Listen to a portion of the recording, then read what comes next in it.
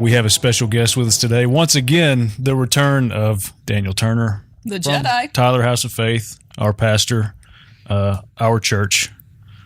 DT, welcome. Welcome back. Thank you. Good to be here. Good to be back. To this studio setup that we have going. We've never done anything this extravagant before. Yeah. We were talking about it. We didn't even decide on this till like today. Yeah, the we were full like, setup. well, we could video in the podcast studio, or we could do it here. And it's like, let's just look in here and see what it looks like. Oh, there's this cool bookshelf. We can put cool looking stuff on it. Yeah. And light the back of it. Yeah. So it went from like, I don't know, 30-minute setup to like 5-hour setup. Probably. That's like it. Went to my house, got the good camera. And anyways. Okay. Yeah. I feel you. Our audience can feel like they're really like sitting here at the table with us. Yeah, like one of those famous Instagram preachers, you know? Yes. Yeah. Without the cool clothes and haircut. But, Yeah. you know, cool setup. Yeah. Well, you know. We figured it'd be fun. Yeah. Why not? Well, a lot of kind of wanted to do this for a while, but we've had like feedback from people because we've hinted at like our church and we share stories about it. Like when I first got there, this was my experience, and we've had several comments like, "Where's your church?" We've had people show up to church that are like, "Oh my gosh, y'all are in Tyler? Yeah. I can't believe this is real. Like here where I live at." And so I feel it's like we both feel it's probably time to like bring DT on, and it's like, first off, what is Hoff? Where did it come from? Second off, like, what is the church? What is the church really supposed to look like? And the cool thing is kind of like it actually exists and it's here. Mm-hmm. We believe so. We think so, yeah. Yeah. Yeah.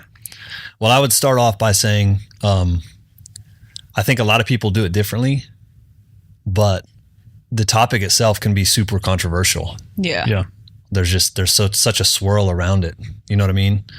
And people have interpreted it very differently. And there's a lot of theories on what it is or what it should be. But what I've done is I took basically my experience of being a Christian the last 20 years since I was in my late teens, early 20s when I first started to walk with the Lord. And even some of the things that I valued in churches that I was around and that I was in, and a lot of lessons I learned that I didn't feel fit biblically in what a church should be. Mm. And so we've implemented that in what we've built here in Tyler, you know? And I guess when that question comes of like, so what is a church? Like, what is church anyways? You know, what is that? I think the disciples probably would have said the same thing in the first time Jesus mentioned it to them. Yeah. You know what I mean? Because like, I think they were starting to realize this dude is something different. Mm-hmm. And even like Philip, when he first met Jesus, you know, in John 1:51, was like, no, you're him. You're the one, you know? And the woman at the well in John 4, there was people that said, oh, snap, this is him, you know? But when Jesus first articulates that he's actually here to start this organization called a church, it was in Matthew 16. And it was when he was asking the disciples a very important question as far as defining what church is. And he was saying, who do people say that I am? And the guys were all like, you know, some say John the Baptist or one of the prophets, maybe Elijah, whatever. And he's like, that's cool, you know? And he says, well, who do you think that I am? Yeah. And it seems like maybe it got quiet except for one of them, and it was Peter. And he was like, you're the Christ. You're the one. You're the anointed one. You're the Son of God on the earth. Yeah. And Jesus gets a little froggy about it, it looks like. He gets excited. Mm-hmm. And he's like, yeah. Yeah. And, you know, this is where we get Peter, like this guy that he's named Peter from Simon to Peter. He's changed his name because he's this stone, he's this rock, you know. But this guy that he's given a nickname Stone, he says, blessed are you, Peter, because flesh and blood didn't reveal this to you. And I think that sentence right there is important in what church is built on. Yeah. Flesh and blood didn't reveal this reality to you. Who do you say that I am? So there's something in the first mention of church, as we're getting to that, like it was in direct relationship to knowing the reality of who Jesus is and what that means.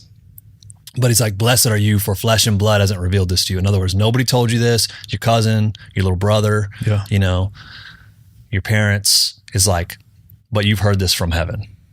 Flesh and blood has not revealed this from you, but your Father who's in heaven. And I tell you, like, you're a stone, but on this rock, I'm going to build my church. Yeah. And the gates of hell won't be able to prevail against it. And that's that's like the mission statement. That's like the definition. That's the first enunciation of it. It's so packed, but we also have to understand Jesus is the embodiment of Yahweh. Yeah. Yeah. He's omnipresent, and he's sitting there in that boat with those guys, or in that little team of a crew at the same time. Yeah. He's holding, as Hebrews says, he's upholding all of our reality, all the universe with his power. And he has the capacity to be very personal. He's sitting there with this team of people. Yeah. And he gets exactly, that's who I am. Yeah. And blessed are you, because you got this. Yeah. You didn't get this from this plastic dimension that you call reality. Yeah. You got this from outside. You got this relationally from your Father who's in heaven, not from flesh and blood. This has clicked.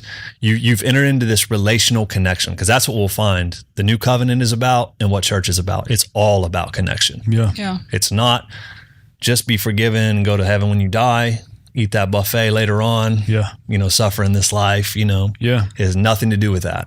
It's about heaven coming here, but about relationship being completely restored by the one in whose image we were created in, Yeah. for fellowship with him, for the reason we were created, Yeah. and to be fruitful and multiply, and to actually subdue darkness over the earth. And Yeah. all that's in that statement. Yeah. Yeah. Blessed are you, flesh and blood. People didn't tell you this.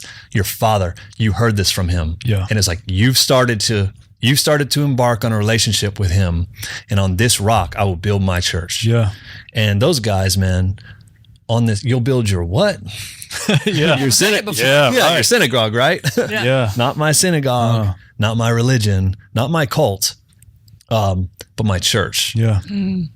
This word that and you can't even say that he borrowed a word from the Greeks or Romans, Yeah. because he is the word. So it's like, even if they used it, they didn't use it as accurately as he used it Right. later on, Yeah. But he calls it this church, or this ecclesia, what you'll hear, this governing body of people that dictate what we think of laws and rules and regulations on the earth. But it's not, it's who dictates reality, the reality of the victory of God over this planet. Yeah. And that's what it's supposed to be. And he's, and on this rock, I'll build my church, and the gates of hell won't prevail. And so there's another thing. It's like, this is not a club whose our walls and our gates are going to be so strong that these demons won't be able to get inside. Get in. Yeah. You know what I mean? Our kids will be safe from being on drugs and looking at pornography and all these things. It's going to be like The Village, M. Night Shyamalan. You see that movie? I love that movie. Yeah. We're going to be the village, and we're going to be safe from all the outside world, And it's like, no, we won't actually have gates. Yeah. Yeah. Zechariah 4. There's something different. Like, we'll actually, their gates won't prevail. Yeah. Yeah. In other words, they're setting up these strongholds. They're setting up their kingdom in the earth. Yeah.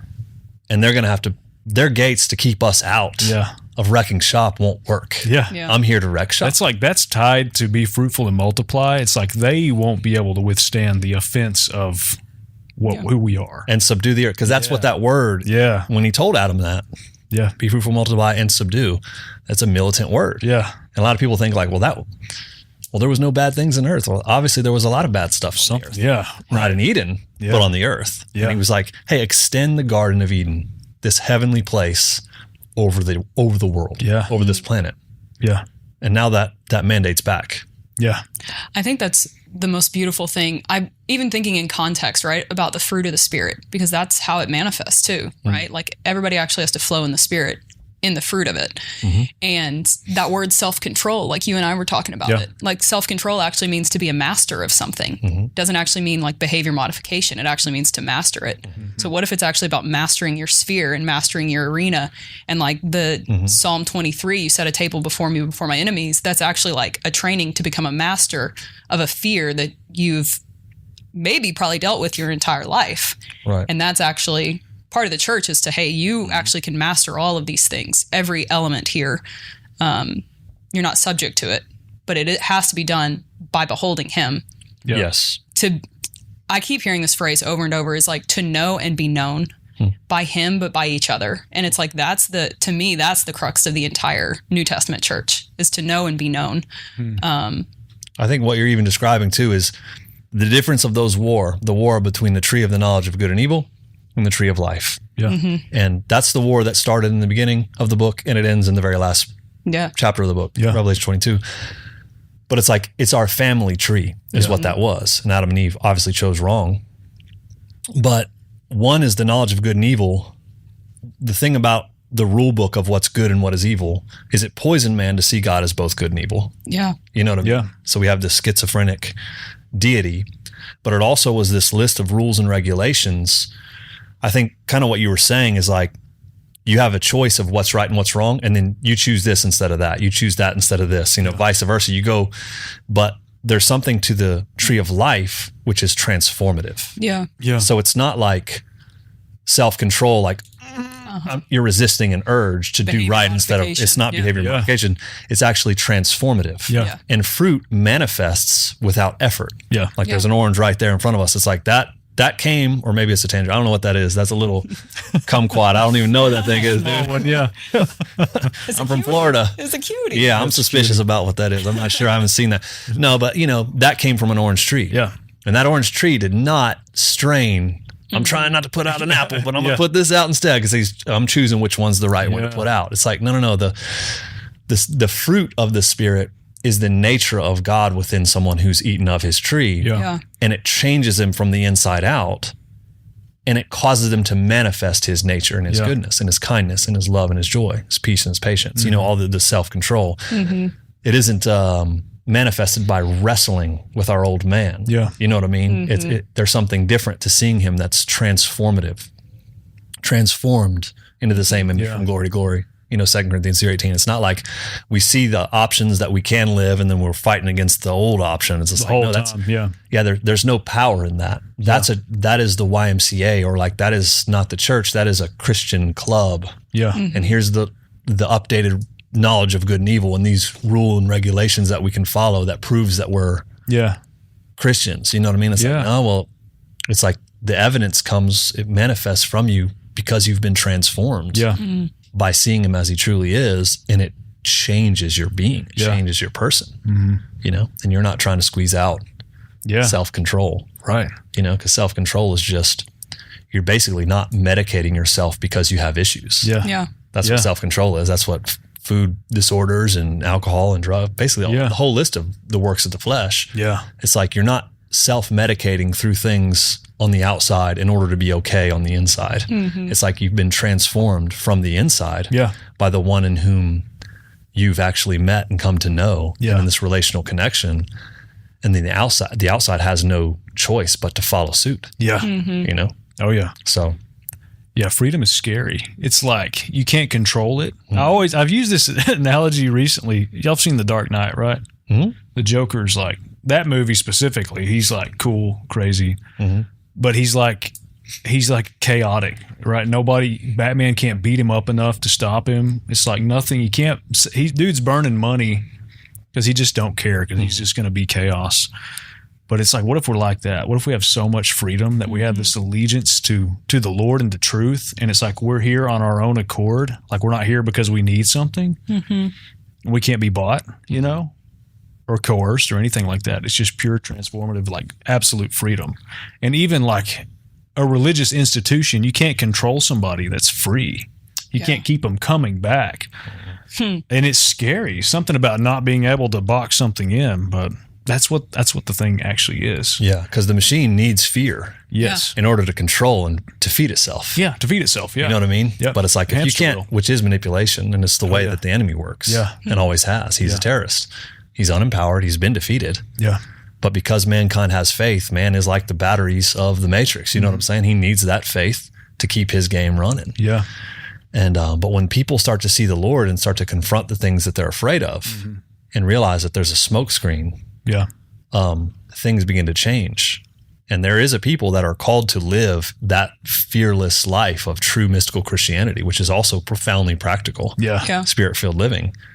And they are the poster children, for better, it's probably a good way to say it, of an example that other people see. Yeah. Like, wait, we can live that way. Yeah. It's like, yeah, I didn't take Ozempic or Xanax or whatever, Adderall to have joy or energy. You know what I mean? Like, this is actually the way I am, the way I feel. Like, you know, I have actual hope, and it's not chemical hope. Yeah. You know, it's not caffeine, and it's not, you know, whatever else that we get jacked up about, the rock music we like or whatever, which we like, but doesn't mean, you know. Yeah, right. But I think that's, you know, getting back to what church is. Yeah. The disciples, they had no clue. And on this rock, I'll build my church. Yeah. You'll build a what? Yeah. He's like, Jesus is here he was here to do something, to set something off, Yeah. and to lead them into it. Yeah. And it had everything to do with transforming the world and picking back up the ball that was dropped in Eden, and empowering mankind to live in a way that only he was living. Yeah. And telling them, like, yeah, people are going to live like this. Yeah. They're going to do the things that I do. They're going to do greater stuff than I'm showing you guys. Yeah. You know? Yeah. And if you read the end of John 20 and the end of John, 21, it's like, John says things like, these things are just written so that you'll believe that he's the Son of God. Yeah. Yeah. You know what I mean? It's like, he did many other things than this, but these are just so that this is just to get you started believing in who he is. Yeah. We're not going to, in other words, like, it was tied up in a sense without being tied up. Yeah. Like, he put a bow on the gift for us. Like, this is a gift for you guys, but it's not locked up. Yeah. Yeah. And everything you see here, even this, you're not limited to even this, knowing him. There is no ceiling. Yeah. He left the door cracked open a little bit. Just like, Yeah. oh, here you And go. like all the true fathers, they desired their ceiling to be our floor. They want us to go higher. But it's like, if you read the Bible as it is, it really instigates you to live by faith and to live in purpose. And I think, honestly, the topic of church is probably one of the most controversial, but it's really because it's the most contested, because it's the most dangerous organization in the world. Yeah. Absolutely. Man. When it's real, when it's the real thing, when it's built on what it's supposed to be built on, it is and will be the most powerful thing. And it's, Micah 4 says it, Isaiah 2 says it. Yeah. They both say it the same way, but that the mountain of the Lord's house will be exalted above all the other mountains. Yeah. And people will say, hey, come, let us go up to the mountain of the Lord. He will teach us his ways. Yeah. And there's something about knowing the ways of the Lord, ascending the mountain is Zion, it's heaven. It's not in Israel necessarily, it's spiritual. And the mountain of the Lord's house, being there exalted above, it's like this kingdom mentality of knowing the Lord, but also knowing his ways, not knowing about him, knowing him intimately, knowing his ways, and actually walking in them, implementing his plans and purposes in the world. Our Father who art in heaven, hallowed be your name, your kingdom come and your will be done, into this dimension that we call reality, and to where your reality actually begins to trump this reality and actually removes the darkness. Yeah. It says that in Hebrews 10, Jesus is seated at the right hand of his Father, waiting for his enemies to be made his footstool. Yeah. It's like he's enacted this victory for us to take the torch up and live. And I think sometimes there's a missing link, like, what is our part in that? Mm-hmm.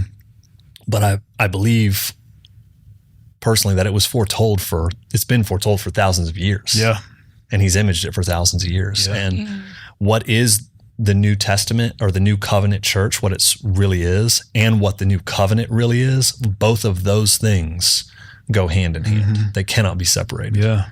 And it's a covenant of relational connection. It's restoration for sure, and it's forgiveness. But it's so much more than that. It's a restoration of all things through the sons and daughters, and then all over the planet. That's what it's called to be. And if you look, some of our scriptures, and you guys are like a broken record, have probably heard them a million times. And rightfully so. I think every Christian should. The Old Testament is such a like mosaic, you know what I mean? Yeah. It's so like obscure and has so many like weird things and stories and prophetic writings that are just like, what's going on? And like that saying, what they say, hindsight is 20/20. You know what I mean? Once you look back, you realize that's what that said. Yeah. And we are so privileged to live in a day where we've come to see him and know him and can look back to what Hebrews calls a shadow of things to come. Yeah. The light was in the New Testament and it casted a shadow in the Old, because time is it doesn't really exist. It does in this world, but it's like we look back and we see Jeremiah 31, 30, 33 and 34, just talking about this new covenant. Like there's a new covenant that's coming, and my words will be in your mouth. He's like, it's like, what does it say in Jeremiah 31? I think it's 33 or 34. It's just like, no one will have to tell their neighbor to know God. No one will teach his brother. Because they will know me, that they will be able to know me themselves. And that's Peter. Yeah. And it's just like, hey, you want, hey, let me be a go-between. Yeah. Let me be your, in your priest booth, next to you. Yeah. It's just like, it won't be that way. Yeah. It will be, you can know him personally. Yeah. Yeah. Like, you know what I mean? Yeah. And it's like, and even that, like, I think a lot of people have used that verse to rage against the church. Well, we don't need teachers. We don't need a pastor. We don't need a all the fivefold. And it's just like, well, that still counteracts the scripture where there is the true light that's actually casting the shadow. But what it is saying is the functions and ministries of the church, of the fivefold, as they call it, from Ephesians 4 or whatever, which are often, silly to me, but they're valid. Yeah. They're valid, but apostle, prophet, evangelist, pastor, teacher, they exist for the equipping of the saints. So they exist to bring people into that relationship, not to be a go-between of like, I know God and you guys know me, and I'll tell you what he says. Yeah. Like true biblical new covenant positions and authorities and teachers, they exist to empower people to know themselves, the Lord. And there's shepherding to it. There's guidance there. There's teaching. There's, obvious those things are in New Testament, but it's not a go-between that a lot of times it kind of comes, the guy with the microphone is kind of like the guru and he's the one you're following. Mm-hmm. Totally. And it's like, man, if he's following the Lord, that's great, but he should be leading you to the Lord. And I know there's probably millions that are, thousands or maybe hundreds. I don't know. Sure. I'm sure I stay in my lane, but those things are really important, and Isaiah 59, like God's talking to Isaiah, one of the greatest prophets of all time, and it's like, my spirit that's upon you and my words that are in your mouth are going to be on your kids and your kids and kids and kids and kids from this time and forevermore. So arise and shine, for your light has come. That's Isaiah 59 going into Isaiah 60. There was no numbers back then. There's this prophecy of this new covenant that was going to come, that was going to not just be, you're going to be forgiven. Ezekiel 36, 26, 27 is like, I'm going to forgive you. I'm going to wash you with this water. I'm going to take this heart of stone out of your chest. I'm going to put a heart of flesh in. Yeah. The knowledge of good and evil has caused your heart to go stone hard. You can't even feel my voice anymore, or what's good and evil, what's right and wrong. You have to have a rule book in order just to even know. Yeah. He says, and then he's like, and I will put my spirit upon you. Yeah. And like this isn't common. You know what I mean? Yeah. This is like the prophets got to hear from God sometimes. The priest got to go into the holiest place on Yom Kippur. This relational connection that these guys were prophesying about, Joel 2, like, I will pour out my spirit on all flesh. I was like, wait, what do you mean? All Jewish flesh? All men? Right, yeah. No, your sons and your daughters. Yeah. Boys and girls. Yeah. Girls are getting in. Girls you know too. what I mean? You know what I mean? It's like your sons. Sorry, hey, congratulations. Welcome, Finally won. Yeah. Okay, I'm just kidding. But it's like your sons, your old men will dream dreams. Your young men will see visions. Like, you mean our prophets? Like, no, dude. Everybody. Like, this thing's been shut down since Eden, and the whole thing's coming back. There's a reason he ripped the veil from top to bottom on his way out of this realm to go and lay hold of the keys of death and hell. It's like he breathed his last breath, Matthew 27:51, and he rips that curtain. Like, there's no, like, relational separation has been brought back. Fellowship, koinonia with God and with each other. All that's back on the table. Blessed are you, Peter. Flesh and blood hasn't revealed this to you. And it's like, Jesus hadn't even been crucified yet. And Peter's already starting to enter into a relationship with his Father. And it's like, well, he was crucified before the foundations of the earth, and there's something more real outside of time and space than what we experience in this timeline. And Peter stepped into it, and Jesus was fired up about it. He was super lit up about it. And you know what I mean? It's just like, and that was the essence of on this rock of relational connection that you've stepped into, I'm going to build this ecclesia. And the gates of hell won't prevail. As a matter of fact, I'm going to give you the keys to the kingdom. And what you bind on earth will be that which is bound in heaven. What you loose on earth will be that which is loosed in heaven. And it's just like this war, this aggressive fighter that is Jesus the Christ. That we just think, he's gentle, and he is. He's kind, he's good, he's gentle. But he also has like maybe a little bit of a crazy tick to his face, because he's like, we're going to wreck shop on them. It causes you to come alive. It's like, hey, you're empowered. The Son of God was manifested to destroy the works of the devil. And Jesus said, as the Father sent me, so I send you. It's like, well, if you're manifested to destroy the devil's work, does that mean I'm here sent by you Yeah. to destroy the devil's work. Like, man, that dog will hunt right there. And it gets me kind of excited. Yeah. And most people, you know what I mean? Yeah. And I think that is the mission. And these weird mosaic artwork of all the prophets and the things they spoke. Yeah.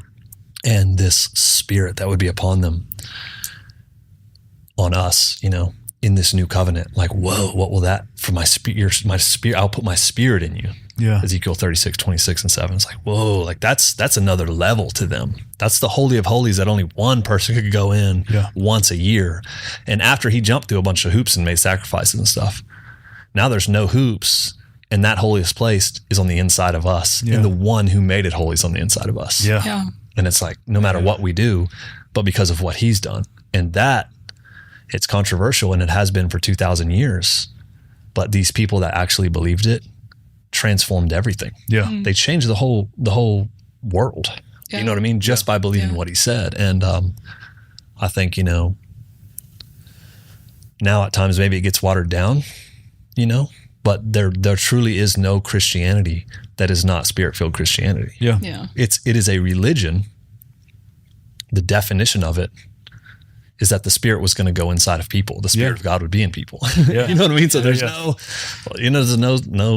cessationism or like none of that can even be valid. Yeah. Can be even argued in an intelligent way, to be honest. Yeah. It honestly can. I don't care how smart you are. You know what I mean? It's like you just get your arms and legs cut off just like Anakin Skywalker. Yeah. You know? Boom, boom. You know what I mean? Yeah. You can't argue that. There's nothing to stand on there. There's no... You know what I mean? It's really hard to. But this reality is for everyone. Yeah. And I think what you said earlier about fear, I think that's what keeps sometimes well-meaning people have wanted to shut people down from operating in spiritual giftings, in the ways of the Holy Spirit. Yeah. Because like, it can get messy, and people with bad intentions or wounds in their heart and stuff, they can cause a lot of damage. Yeah. When they start to operate in that stuff. Yeah. And the reality is that's actually kind of true. Yeah. You know what I mean? That can happen. Yeah. It's like, well, you know, the proverb, like, where there's no ox in the stall's kept really clean. Yeah. It's like, man, if you want a clean house, just don't have no John Deere. Don't do anything. Don't have no ox. Yeah. Don't do anything. Yeah. But Please man, don't bring any powerful people. but it says, but much increase comes by the strength of the ox. Yeah. And it's like, what is that talking about? It's like, hey, if you want power, you might have to deal with a mess sometimes. Yeah. I mean, just read the book of the Corinthian church. Yeah. Yeah. It's like all these people that used to be prophets or demonic prophets, prostitutes, Yeah. women with their head shaved that, you know, worshipped other gods and spoke on their behalf. People that practiced divination, their voices would change when they'd prophesy. And the Apostle Paul's administering these letters and egging them on to earnestly desire the best gifts, especially that you would prophesy. Yeah. But do this in an orderly fashion.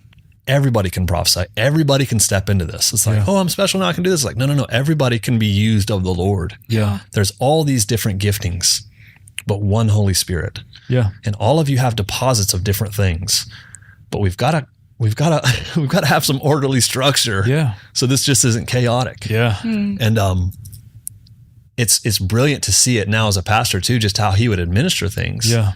Without ever shutting anything down. Yeah. Yeah. And a lot of stuff that he said was taken out of context too and was cultural. But the reality was he didn't shut anyone down. He empowered people. Yeah. And he tried to create order in a place that was utterly wild. Which I would love to go back in time and just go to some of those meetings. Yeah. Just see what was happening. You know what I mean? Yeah. You know, but the power was real. Yeah. The power was so very real. Yeah. And the power that he talked about was real. And just like we're talking about the church, it's based on something that's complete restoration and the forgiveness in this new covenant that severs the curse that came in through that tree from his people. There's also this the other wing of this eagle that is the relationship to God and walking in the Spirit. Yeah. And it's like these two things.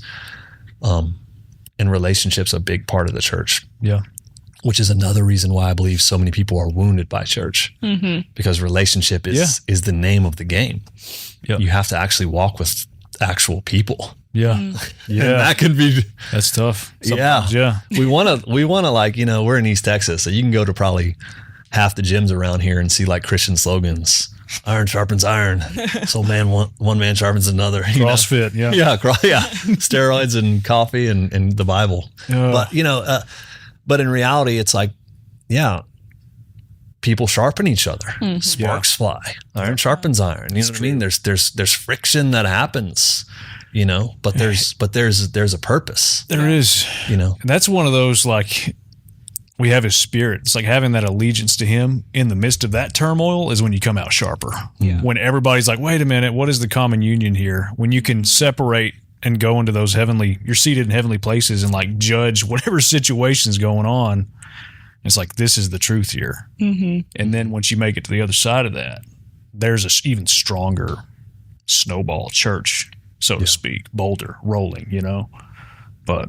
Well, that's another one of our scriptures. Like even when we first started this church, like that we're in now, is like, 1 John 1:7, that he who walks in the light has fellowship with one another, and the blood of Jesus Christ flows amongst them. It cleanses them of all sin. Yeah, and it's like, we know that the blood of Jesus, like we know that God's forgiven us. You know what I mean? Yeah. Like, we understand this. Like, it's almost like when you hear it, like, so now I have to walk in fellowship with other people in order to get the goods of it, know? But it's not talking about forgiveness. It's talking about being cleansed of all sin. Yeah. And it's like, hey, he who walks in the light has fellowship, koinonia. This is that group. This is that team of the ecclesia, the church, the body.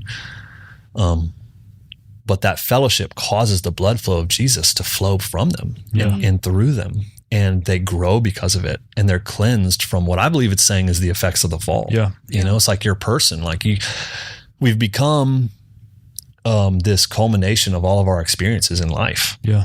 Some religious and some not. Some wounds and the cultures we were raised in, or the abuses we've suffered, or, we've put all these different faces on who God is because of our experiences with men or even with women, like fathers and stepfathers and grandfathers and football coaches, whatever, whatever the way we've been treated.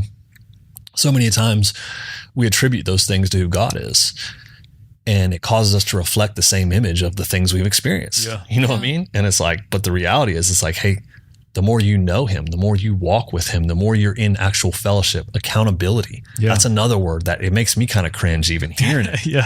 But it's not when it is what it means. Yeah. When it is what it is, it's a beautiful thing. Yeah. Because it's like this, 1 Corinthians 14:3 is an important one for all of us, that he who prophesies does so in the new covenant church for edification and exhortation and comfort.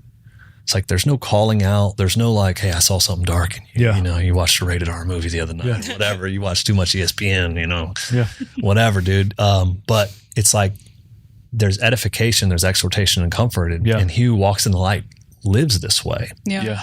And it's this mosaic of these Old Testament scriptures about, you will prophesy, you will hear God's voice, you will see the way God sees. Yeah. Coming into a people that are stepping into this new covenant reality, and you're living this way together. Yeah. And I know, like, the prophetic ministry, it gets off, I think, easy.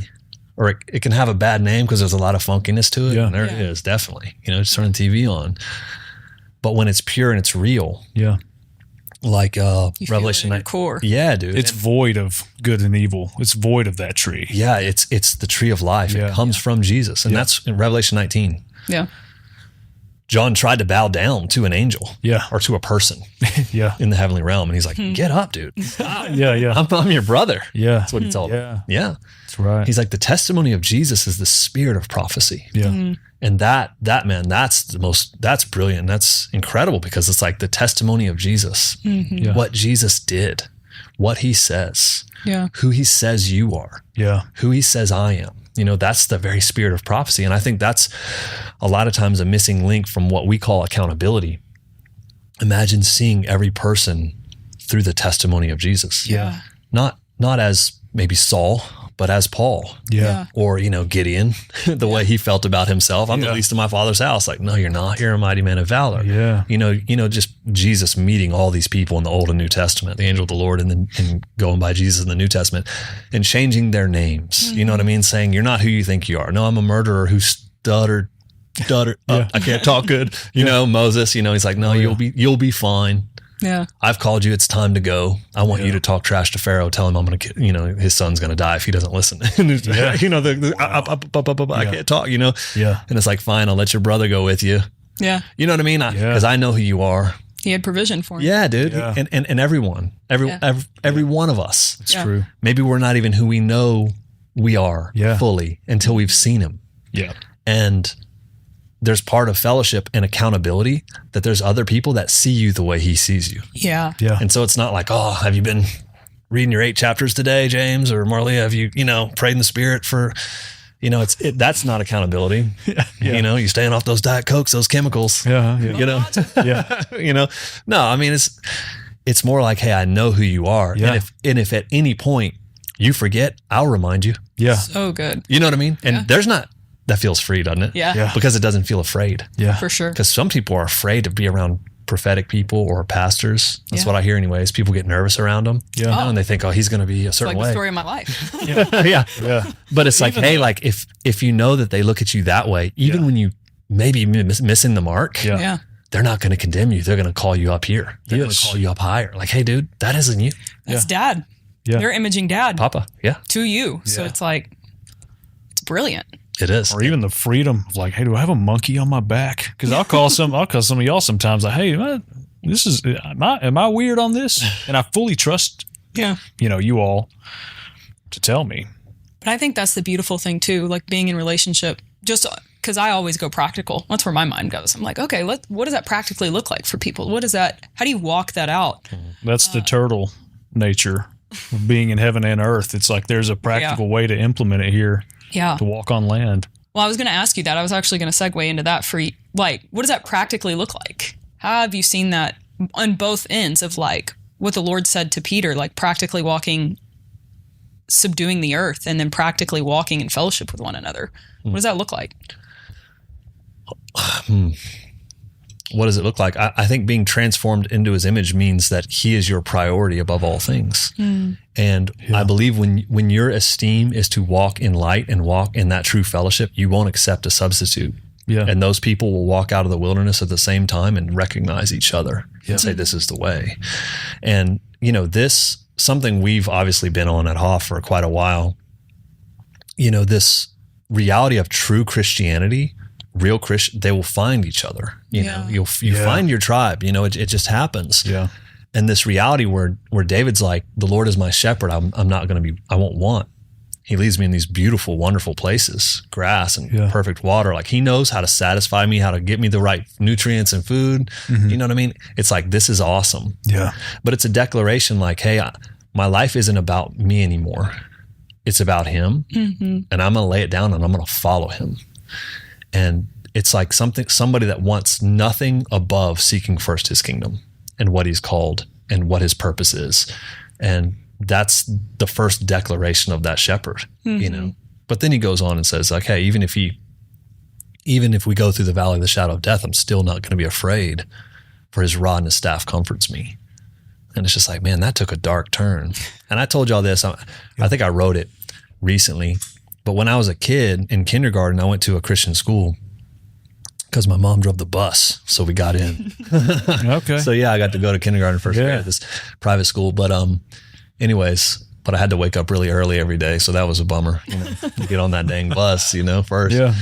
But anyhow. It's hard when you're 5. Yeah, you know. So it was like Psalm 23 was written above the chalkboard. And so we would read it out loud. Yeah. And when I would read it, the Lord is my shepherd, I shall not want. He leads me, you know, he restores my soul.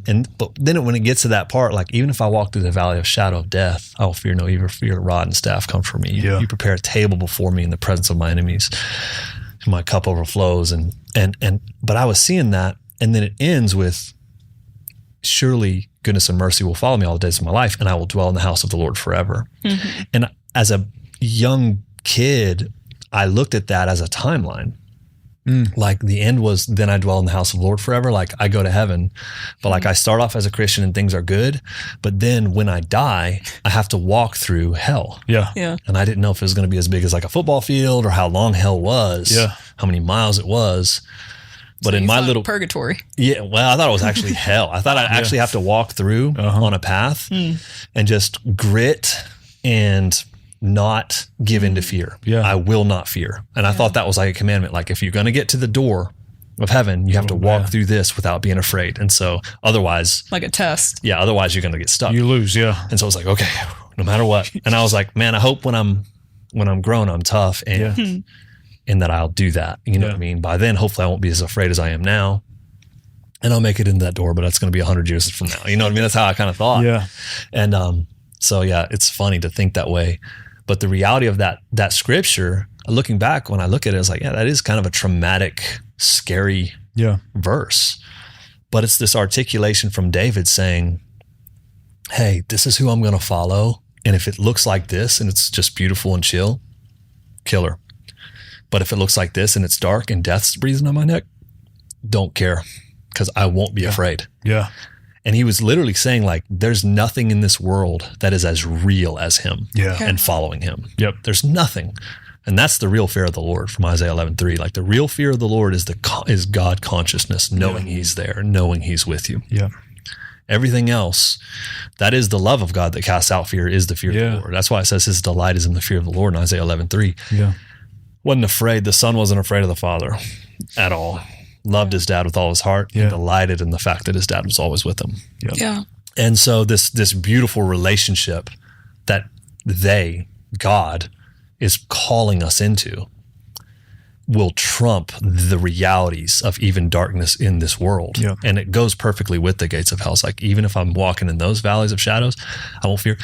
Even if I'm surrounded by the enemy, I'm going to sit down in the most vulnerable place and I'm going to have communion. Yeah. I'm going to have fellowship with him.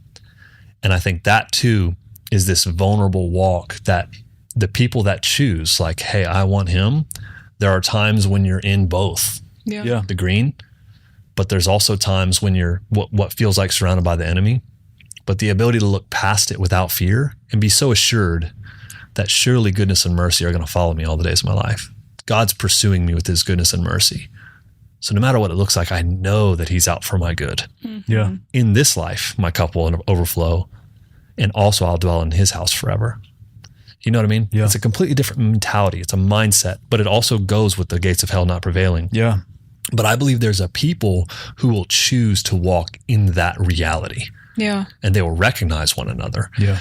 And they will awaken people, because there's a lot of people that they're so controlled by fear. Yeah. Their life is dictated by the path of least resistance. And I get it. It's comfortable. Yeah. And even I think a lot of what I would call the religious machine is built in order to offer those comforts. Yeah. In a sense. And I'm not saying that that's all wrong or anybody does it wrong or I do it right or anything like that. I'm just saying what it is. And it's like, but there are people who are called to walk according to a different climate and reality. Yeah. And they will be the poster children for so many that are stuck being pushed and manipulated by fear. Like, wait a second, you don't have to give into that. And it's like, no, you don't have to bow to Pharaoh, guys. You don't have to bow to Herod. Yep. No, you certainly don't. Yeah. There's life and abundance of life. There's joy, even when you're in a place of darkness. There's abundance here. You know what I'm saying? Your cup can overflow. Like, this is a place of anointing. The true anointing is the spirit-filled life. Yeah. It's him on you and you in him. Yep. I in you and you in me, and I'm in my Father and you're in me and I'm in you. It's just like, what are you talking about, Jesus? You're making my head want to explode. Yeah. And it's like, you've been included in me. Yeah. And I've included you in my relationship with the Father. And we've thought these weird things that, like, God's on this cosmic mountain in outer space by himself, and so he created us. Mm-hmm. Yeah. You know what I mean? But God is love. Yeah. And it's like, so if he had, it's like the capacity of God, this Father, the Son, the Spirit, this almost like family of shared relationship, communion, love, fellowship. Form of John 1. And in the beginning was the Word was with God. The Word was God. He was with him in the beginning. Like, what? How? What are you talking about? Like, God is bigger than your ability to conceptualize, and there's relationship there, and you've been invited into it. Yeah. You've been brought into it. You know what I mean? And in that day you will know, man, I wish I had my John 14:20. I think that's where it is. But that's something that's just, it kind of like hits me up really hard. Let me see if I can find that. in that day that you will know that I'm in my Father's in me. I think that's how he says it. But he's talking about that connection that we've been brought into and that he's in with us. At that day, John 14:20, you will know that I'm in my Father and you are in me. Yeah. And I am in you. And it's like you're going to awaken to a reality that you're no longer working to be included in relationship, which everyone's starving for. Yeah. Yep. In that day. And he was talking about Pentecost. He was talking about when the Spirit comes upon you and your mind cracks open. You know what I mean? And that fire that was on that burning bush and all the tongues that were divided at Babel, all of it's coming back, baby. And I'm bringing heaven back and it's coming in through you guys. Yeah. And it's like, in that day, you will know that I'm in my Father. Yeah. Well, that's good for you, but also that you're in me. So I'm like Russian doll inside of the Son, inside of the Father. What is that? You know what I mean? And also I'm in you. Yeah. Turtle. Yeah. You're in the ocean. You can live in the ocean. You can live on the land, for your analogy. You know what I mean? It's like you will know that you've been included in something that's eternal, that was here before you ever knew. And God wasn't cosmic, Zeus on a mountain by himself with no family or friends. And so he needed to create puppets and give them free will. That is the beauty of free will. But the reality is that there was relationship, there's love, there's selflessness in this triune being of who God truly is. And in that day, hey, when this Spirit-filled reality hits you guys, that when it clicks, you'll know you've already been included. You're not working to get into it. Yeah. And I'm actually inside of you. And it's like, oh my gosh, Dad, are you kidding me? Yeah. So what do I have to do? What do you mean? I just told you. Yeah. Be baptized. Don't associate yourself dead to your old self and come alive to this reality because it's free to you. And the baptism doesn't earn it for you. It solidifies in your own brain that you were crucified in me. Yeah. You know what I mean? And that you were included in me before your mother's womb. You were in me, you know? David found this out, Psalm 139. He had glimpses of that, this reality. So anyways, I don't know if that answers any questions, but everything's relational. It's like existence, life itself is the biggest love letter. It's all about, I love you. Like that's what it all boils down to. Yeah. It's just like the ultimate public display of, I love you. And the gates of hell. Yeah. People are captive. Yeah. Yeah. That's what it's about. Yeah. Our family is captive. Yeah. They've been caught. Yeah. They've been deceived. They've been lied to. Yeah. And I have the keys of death and hell. And I've given you the keys to the kingdom of heaven. Yeah. And my Spirit's in you. And so the path to your purpose and destiny, it often will look like the valley of the shadow of death. Mm-hmm. And if you allow yourself to be led by fear, you'll see that path and you'll never go down it. But if you allow yourself to be led by the voice of the shepherd, John 10, my sheep know my voice. Jesus said this. He said, but a stranger's voice they won't follow. You'll hear the stranger's voice. That means it's real. It's not schizophrenia and a mental disease. It's real. Yeah. It is contested. But my voice you'll be able to follow. And my voice says, yeah, come over here. Check this out. I'm like, no, dude, that looks like a sketchy path. Yeah. He's like, no, it's not. I'm telling you. Yeah. The gates of hell won't prevail. Come and eat at this table. Understand what I've done. But also, your brothers and your sisters are in there. Yeah. Yeah. There's not one, all three of us are parents. There's not one single place that we can imagine if Kyla or Bexley or Noble or Amer were locked in, that we wouldn't go through that door right Listen. now. There's no level of rage that you can describe that we wouldn't kick into if somebody tried to kidnap our kids. That's right. Or hold them captive. Yeah. And that is the love of God for people. That is the reason of the existence of the church. And not to go pass out tracts. You're going to go to hell if you don't come and join my club. Yeah. That's still fear. It's still pressure. Yeah. If you don't give this % of your money, then you probably will have flat tires and engine trouble. You know what I mean? Like, it's just like, that's still fear. That steals faith and people living devoted to God and places it in a position of being afraid that the monster will allow you to get attacked if you're not fully in alignment with him. Yeah. And there is a truth about coming into alignment with God in purpose and in heart, but it's not because you're afraid of what he's going to do if you don't. Yeah. You know what I mean? Yeah. It's more like trust him. My word is a lamp unto your feet and a light into your path. Like, why do I need a lamp to my feet and a light to my path? Because I'm going to call you to go down some dark roads. Because I need you to bail some people out of it. Yeah. And the dark road, the dark path, the valley of the shadow is the way of the Lord. Yeah. It is the path of the Lord. Yeah. It is the It is the leading of God. Yeah. But it's like the enemy has come and projected something into the matrix to make it look like the least way you would want to go. Yeah. And Jesus is like, no, that's where we're going. That's the way. They're hiding it. Yeah. And then they're surrounding. All the wolves are around the table because they don't want you to sit down and eat at it because he's sitting there and he's made the table and it's real communion. Yeah. And it's like, hey, just let it go and sit with me. I will do something in you that will cause all of this to look different than what you think it looks like. Yeah. And you'll have victory, and your victory will be their victory because you will unlock people. Yeah. It's always been there. Yeah. And it's always been about rescuing people. It's a reconnaissance mission. It really is. Yeah. Everyone who lives this walk, go and make disciples, Jesus said. Don't go and tell people they're going to go to hell and they're going to burn and all these things if they don't join your club. That's what it's always been. Yeah. It's like, go and tell people about me, what I've done in your life, and exemplify it. Yeah.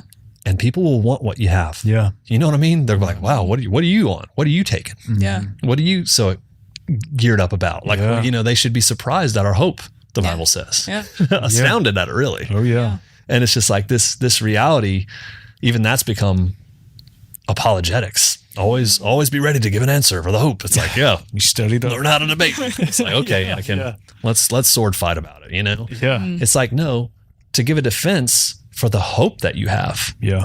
Wait a second. Is he saying that we should be so hopeful that people should want what we have? Like, oh yeah. And is it going to be contended? Oh yes. Yeah. The church is contended. Yeah. There's a reason it's such a hot topic and there's so much rage against it, but there's so much abuse in it. Yeah. Because when you look at it like this, it's like you're telling me this is supposed to be a place of forgiveness, fellowship, accountability, but it looks like encouragement and growth and light and passion in this spirit-filled life where there's actually giftings of the spirit that are supernatural in nature. Yeah. And people are supposed to be trained and equipped to use these spiritual giftings in their life, both in the church and outside of those four walls. Yeah. And it's like, that sounds like it could be really messy and crazy. And it's like, yeah, well, it is. It can. Yeah. You know what I mean? Yeah.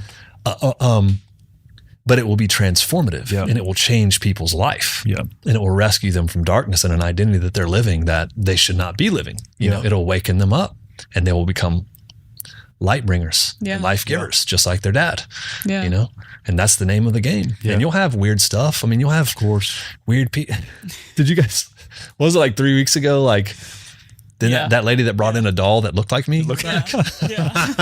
You'll have weird stuff. Yeah. Yeah, you'll have weird stuff. Christopher came up Didn't to me. she have like needles or something in it? I don't know. Kidding. I wish. I'm kidding. I asked him, like, well, Christopher walked up because he was doing security that day. He's like, hey.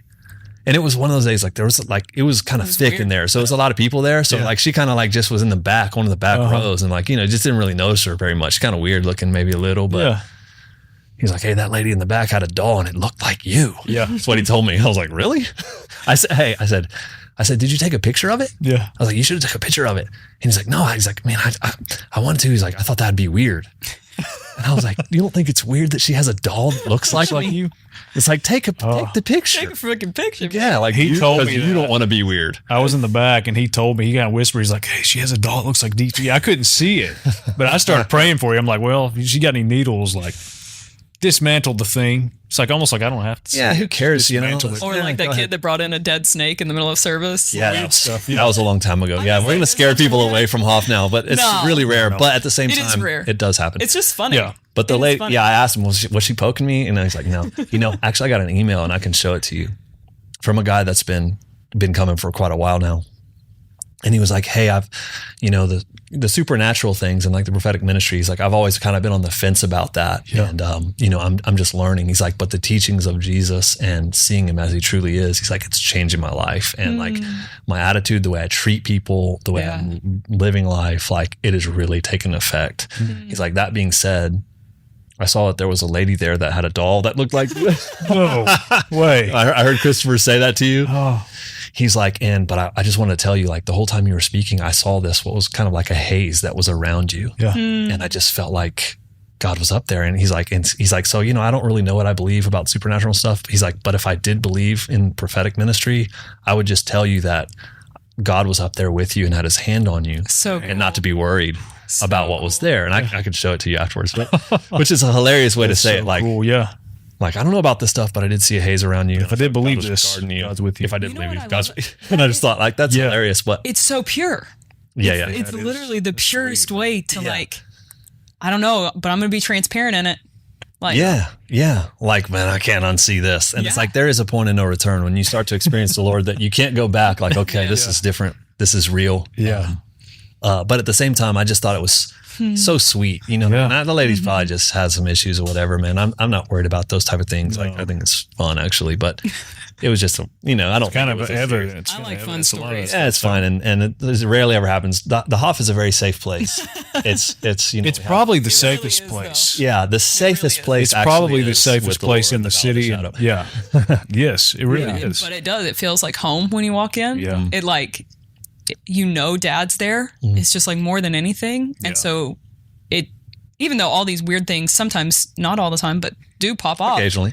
Yeah. But even like when worship would go crazy, there was just this safety that it like may felt chaotic up there, but like it was just the presence of the Lord. And I feel like that trumps everything personally. The weird stuff, the good and the bad weird stuff, it comes with knowing that he's with you. Mm-hmm. So whenever it happens, it's like, oh, he's with me, or, good or bad. It's just the awareness. The fear of the Lord is the beginning of wisdom, and like his ways, and The it more comes you with listen the territory. to him, the more you listen to his voice and you walk the path with him, the more you experience. And then you realize that, oh, okay, this is a war. These guys writing things like, no one who's enlisted as a soldier waste their time meddling in the affairs of civilians. Yeah. You know what I mean? Paul's saying these things, and it's just like, oh, like you realize like, hey, there's something different going on. And you start to realize that these people who are committed to walking in fellowship of loving the Lord Jesus, knowing him, Yeah. living their life at the standard of like wholeness, having wholeness in all their relationships and all their spheres because of knowing him,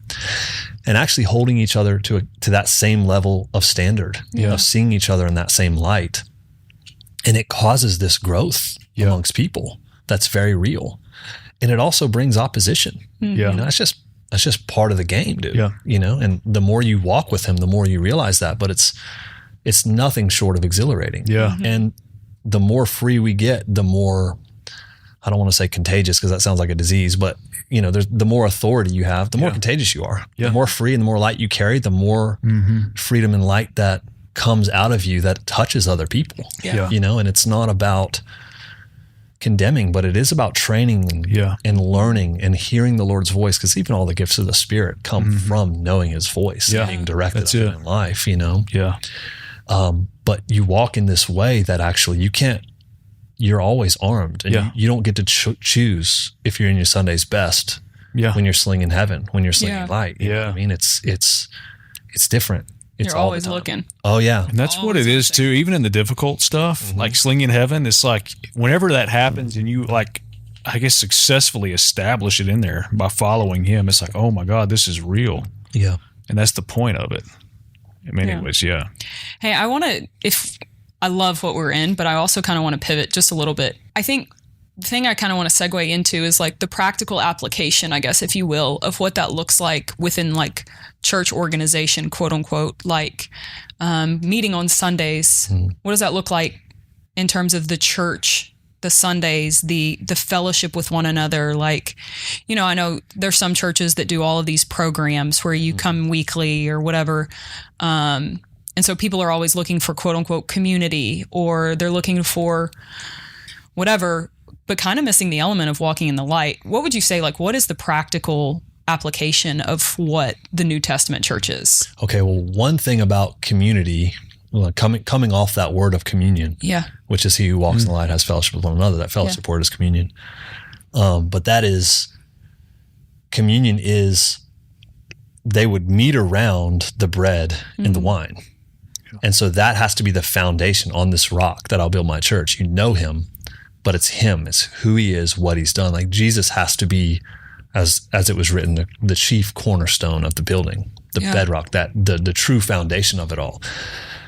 You know, he's the little stone in Daniel's vision that crashed against the idol and wrecked the whole thing. You know, I mean, Jesus is that rock that grows and fills the whole earth. It's the mountain of the Lord's house. Yeah. But it's based on that ceremony of the bread and the wine.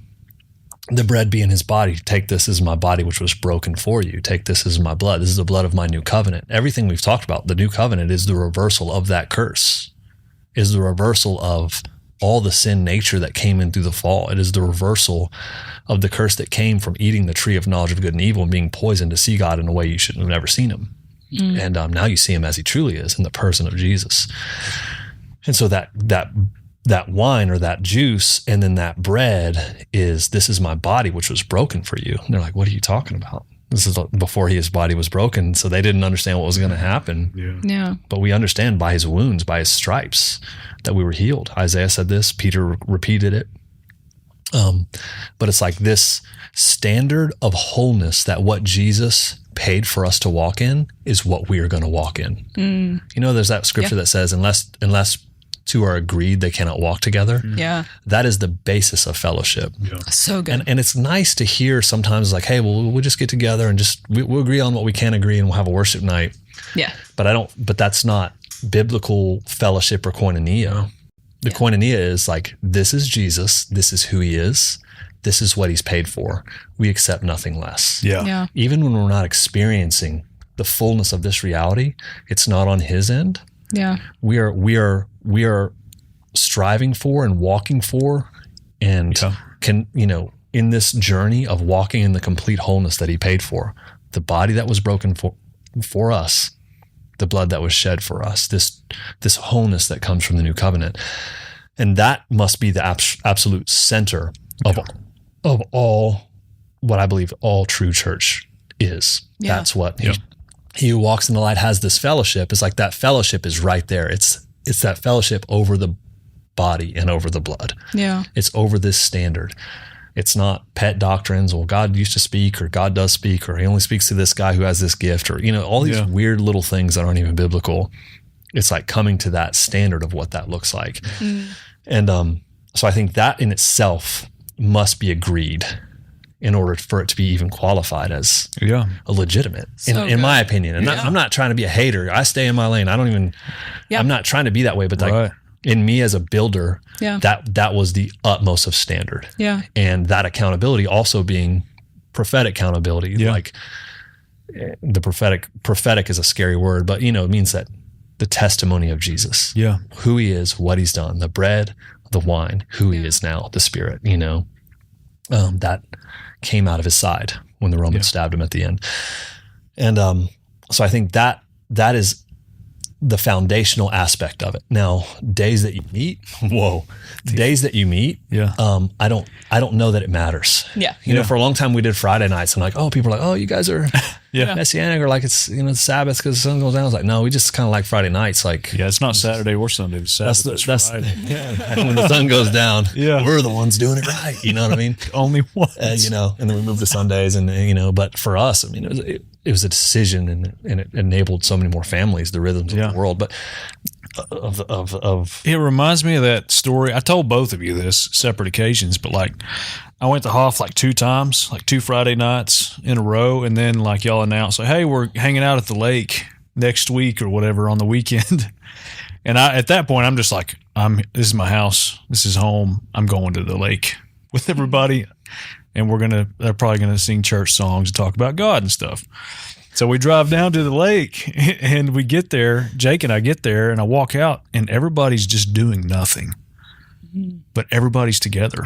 And I remember where everybody was that day because it's such an ingrained memory, but I got there, I'm like, wait, aren't we gonna, what? And everybody was just there, just together, just family. And it's like you're saying, like, it doesn't really matter, you know?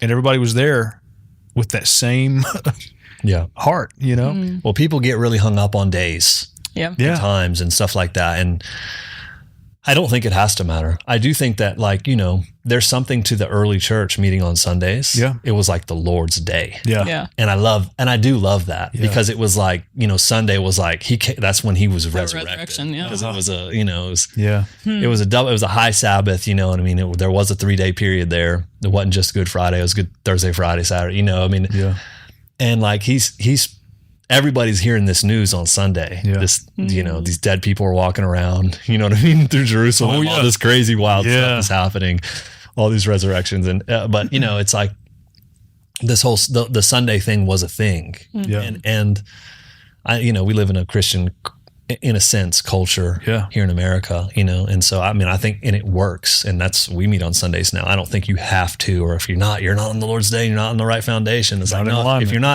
if the blood and the wine isn't set in who Jesus is, what he's done and what he says and who he says you are, then you're off, then it's off. You know what I mean? But the days thing, I appreciate Sundays. I appreciate the early disciples and the early church and the Lord's Day. And I think that's beautiful. Yeah. I think it's really cool, but at the same time, I'm not super hung up on it, there's definitely scriptures about not forsaking assembling together. You know what I mean? It's very real, but it's also, there's this balance of freedom that people feel sometimes, and they've been really wounded by when they're expected to be at church. I don't care if you even have a fever. If it ain't above 99.8, I live that. You must show up. That's my childhood. Yeah, it's there's a lot of pressure, and there's a lot of there a lot of times there is programs, there is a lot of things to kind of keep people busy, to keep the wheels running, and like, man, how do we gain their attention? How do we keep how do we keep them engaged? How do we keep them all that kind of weird stuff, and it is what it is. The machine is what the machine is, it's kind of how it works, but there's probably a lot of good places that have programs and stuff that are good. I don't know, man. I tend to, like I said, kind of stay in my lane with that, but I do think it's important. I think it's important. Well, it's like the Sabbath is for us. It's not there. Like we have to. Yeah. But it's sweet. It's like, hey, be together and rest and remember me consistent on this frequent and consistent basis. Yeah. Yeah. Yeah. There's something to it. Even with my kids, I did want to establish the culture. Yeah. Yeah. There is a culture where there is a couple hours a week. Yep. Where we meet with a good, a bunch of other like believers, and we actually worship together. Yeah. And then there's teaching. You know what I'm saying? There's the Bible is opened up and it's taught in like a thorough way, in a way that should be like really high caliber, in my opinion. It should be real meat. And people get to hang out and be together. And if you can't make it, it's not like you're going down that dirty road, boy. Next time you show up, everybody's looking at you. Where you been? Yeah. That's what I tell Kyla. Whenever she's like, I don't want to go, I'm like, you get to go see your friends. Because that's whenever I went to church as a kid, I didn't care about the puppet shows or whatever's going on. Like, I just wanted to hang out with my best friends. Yeah. Which is the fellowship. So that's what I say to her is like, hey, why don't you go see every time? You get to go hang out with your friends, Yeah. That's what Bexley always, literally every Sunday morning, she's like, I get to see my friends today. Yeah. I'm going to go play. Then she tells me everybody she's going to go play with. Yeah. But you're playing under that roof and in that atmosphere, you know? Yeah. And there's, I know a lot of people hate on organization, but like there's something to structure an organization that provides safety and consistency. Yep.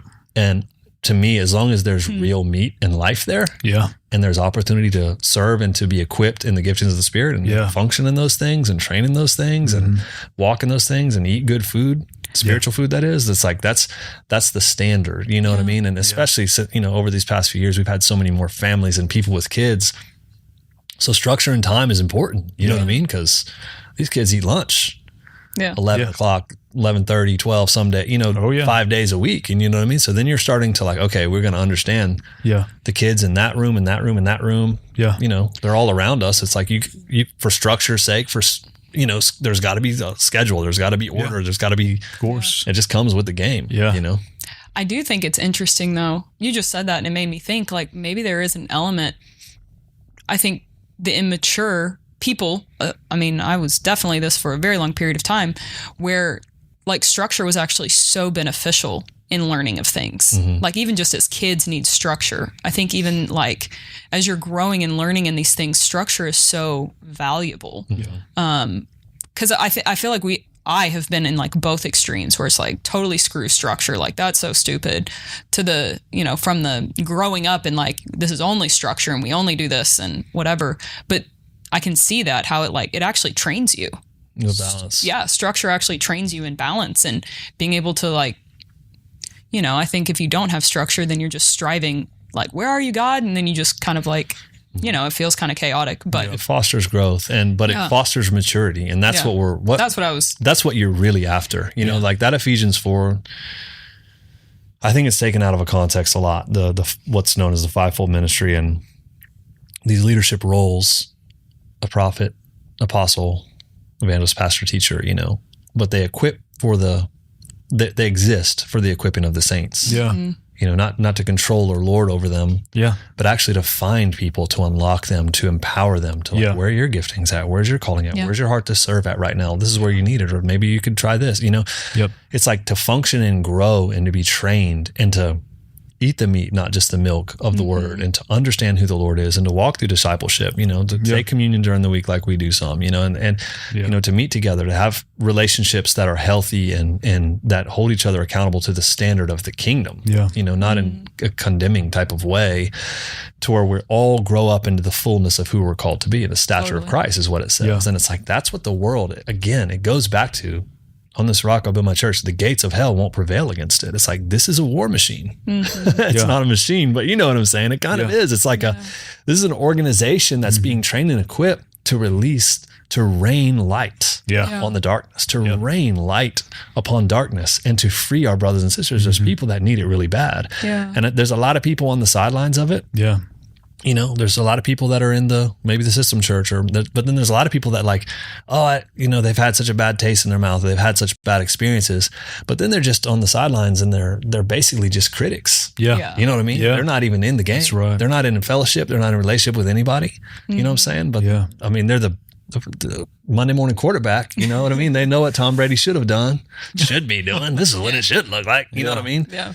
But it's like, man, like David shows up to the game instead of being a critic like his brothers thought. Yeah.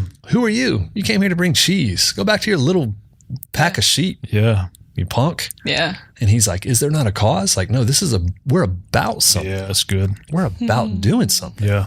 And he's like, I want to jump in with you. You know what I mean? And he did. Sure did, yeah. And because he did, everyone who was afraid on the sidelines got into the game. Yeah. Even the people that had armor on, they started chasing the Philistines down after he hacked Goliath's head off. You know what I mean? Yeah. It's like everybody started coming after him, and it's like, hey, somebody has to see the cause and jump into the game. Yeah. And if you're a Christian, you're called to be a part of this. Yeah.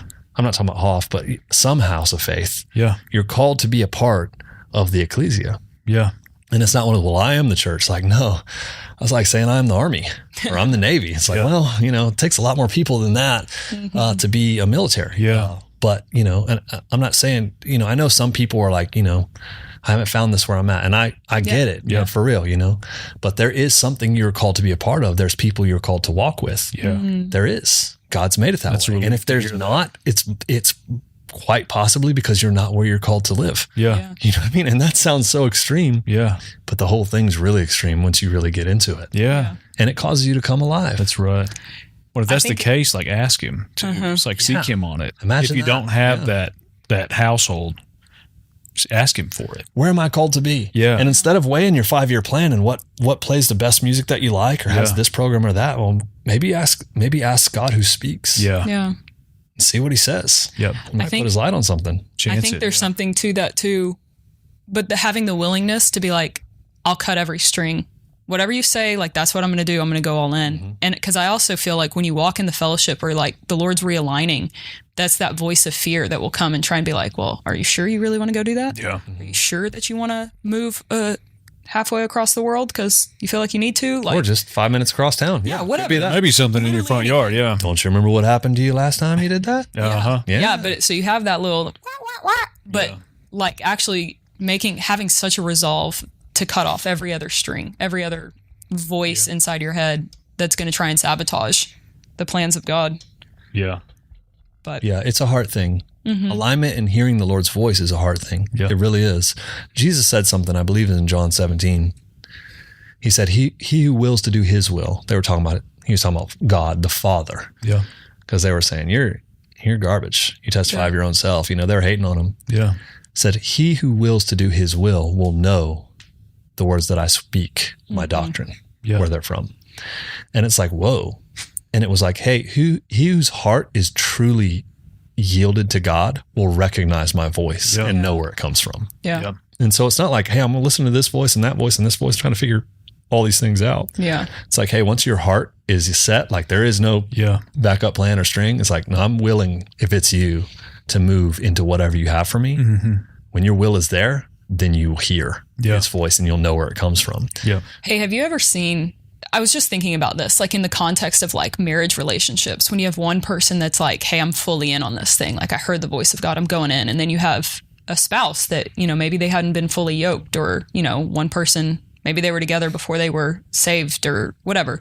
How have you seen that like affect the fellowship? Have you seen that like, I mean, it affects everything. I mean, it's important. I mean, what does that look like? Have you been able to like, I know with me and Nicole, man, I can just say like, there was times when, you know, but she was down for the Lord as I was, you know, we were Christians once we got married, you know, I was saved by then. So our heart was like Christianity, basically, like the Lord is my shepherd version of Christianity, where it's like, no, whatever he has, like, that's what I want to do. And so, and her heart was as well. It wasn't just I'll follow you, you know what I mean? Type of thing. Yeah.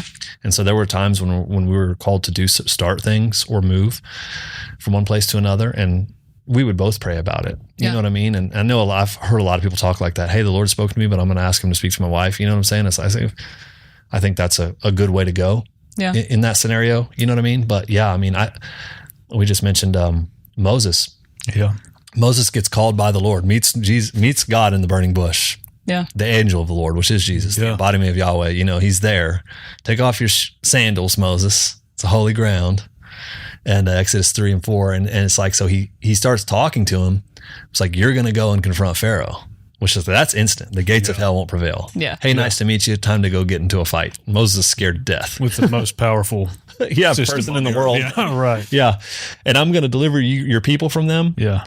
And then we're going to go, and there's all these Canaanites, Hittites, Jebusites, all these people in the promised land. Then we're going to fight them. Like, real monsters. Like, none of this sounds good or peaceful. It's a valley of the shadow. Yeah. And there's monsters over there too. There's Nephilim over there. So that's going to be really wild. Like, oh gosh, who is this crazy fire talking God of mine, you know, God of my fathers. But, you know, it says, God tells him, go and threaten Pharaoh. Yeah. In one verse. In the very next verse, it says God sought to kill him on his way there. Yeah. And it's just like, what? That's where you could get the bipolar if you see him through that tree. Yeah, if you see him through that tree. And that is the way they recorded it. Mm-hmm. But what ends up happening is the Lord on his way there stands in the way. Yeah. And obviously wasn't there to kill him, and just was telling him where to go. Yeah. Yeah. And Zipporah, his wife, literally circumcises their son and throws it at the feet of the angel of the Lord. Yeah. And says, I am a wife of blood to him. He is a husband of blood to me. And I think that kind of maybe answers that question a little bit. It can be a little hairy, but what ends up happening is she throws that bloody, you know, thing at the feet of the angel of the Lord, and it was like this. The door was opened again. Yeah. And it wasn't that he wasn't going to kill him, but I believe it's like, hey, but I do think like, hey, if you guys need to be on the same page. Yeah. Totally. It's not Moses's culture and then your wife from the Midianite woman that you've married, her culture and her son. Like, it's the culture of him and his forefathers, Abraham, Isaac, and Jacob. And Abraham had that covenant from God and started circumcision in Genesis 17. So it was like, hey, like they're coming with you, but they need to be in alignment with this reality. Mm-hmm. In covenant relationship with me, because there's not going to be room to be dancing on the other side of the tracks once you start confronting darkness. It's going to take you out. Yeah. And that's what it really was. Right. That's what it really was. Yeah. The way it's written, there's so many times where the Lord defeated the Israelites, you know, by the hand of the Philistines or by, there's things that are said, and it's just like, the Lord didn't, it's like, their hearts went after other gods, and they went and started fights and got whipped. Yeah. And then it says the Lord defeated them by the hands, you know? And so people look at that and be like, well, God, you know, it's like, no, it's their choices caused them to go into fight without God's covering, and they got smacked. You know what I mean? And it's like, that's how it's written. And it is a nice, they're taking responsibility in a sense. These people didn't beat us. Yeah. God allowed us to be beat because of us. Yeah. So that's good. But at the same time, this isn't, I've decided to kill you. One verse later on your journey here. I changed my mind. It's like, hey, no, there is a progression of this in your walk, where even in that situation, that marriage had to come into unity. Like, okay, this is the God. We're in covenant with this God, not just Moses. Like, we are aligning into covenant with this God, and we're moving forward. And I believe it's for their safety. Yeah. But that's another thing about the gates of hell. You know what I mean? It's just like, hey, it's not like God just want to punished. It's like, hey, like you won't be used by the Lord to confront darkness because you won't be able to confront darkness. Yeah. If you have holes in your, you know what I mean? If you have doors unlocked in your house and left open, it's like, don't go on the other side of the tracks because there's going to be access. There's something to that wholeness that is spiritual authority, that nobody wants spiritual authority prematurely. Yeah. A lot of people want it for the positions and stuff. Yeah. But once they fully understand what you come up against, Yeah. the things you come up against, you don't want it prematurely. It's like strapping on a black belt and going to a jiu-jitsu tournament. It's Yeah. like, dude, You're gonna I'll get your take butt that blue. kicked. I'll take that white belt. Trouble, yeah. You know what I mean? Like, I'm not trying to fight them. Yeah. You know what I mean? It's like, well, you're signing yourself up to, you know, these things in James, like not desiring to be teachers because they're judged in the stricter way. Yeah. There's something to that. Yep. And that's not like to glorify somebody that has that position, but it's also like, hey, you want God to position you Yeah. and not position yourself through social media or through throwing your name out or you know, whatever else. It's like, hey man, you want authority to be there and God to position And understanding, and you want yourself to be in alignment. You want in his situation, Moses, you want your marriage, you want your son, you want your family to be in alignment with me before you're going to do this. Cause now you're stepping up against the king cobra. Yeah.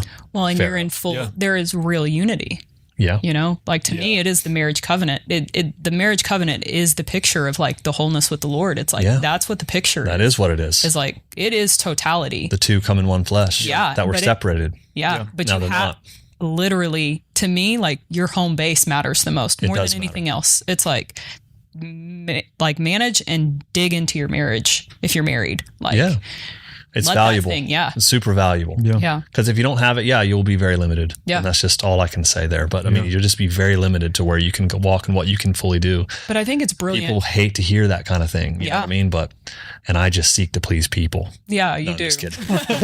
But it's like they hate to hear that thing, but it's like it's real. Yeah. Especially with young people. It's like, you know, well, you just see this that whole, who you're going to marry, like marry who live for the Lord and marry somebody who loves the Lord. It doesn't have to be that way. If you were married before, it's okay. The Lord can redeem anything and can bring you all to whatever. Transformative, But there's something looking at Moses and Zipporah that's like, dude, it was for safety. Like, hey, I'm calling you to, he was God, if you can see it, wasn't to kill Moses. He was probably protecting Moses. He's probably protecting Zipporah. He was protecting her son. It's like, hey, y'all need to come under my covenant. Yeah. You guys need to come under my covenant because if you're not, now we're going across the street to the other side of the tracks and you're going to get bit. Yeah. It's, you know, I want you under me. Yeah. And that's what it was. It was love, man. And, you know, that's what he does, man. It always is with him. it's consistent. Yeah. It's consistent. So I mean, I think that is important. And, you know, it's, I just think it's a vital element, I think, of the church, healthy families.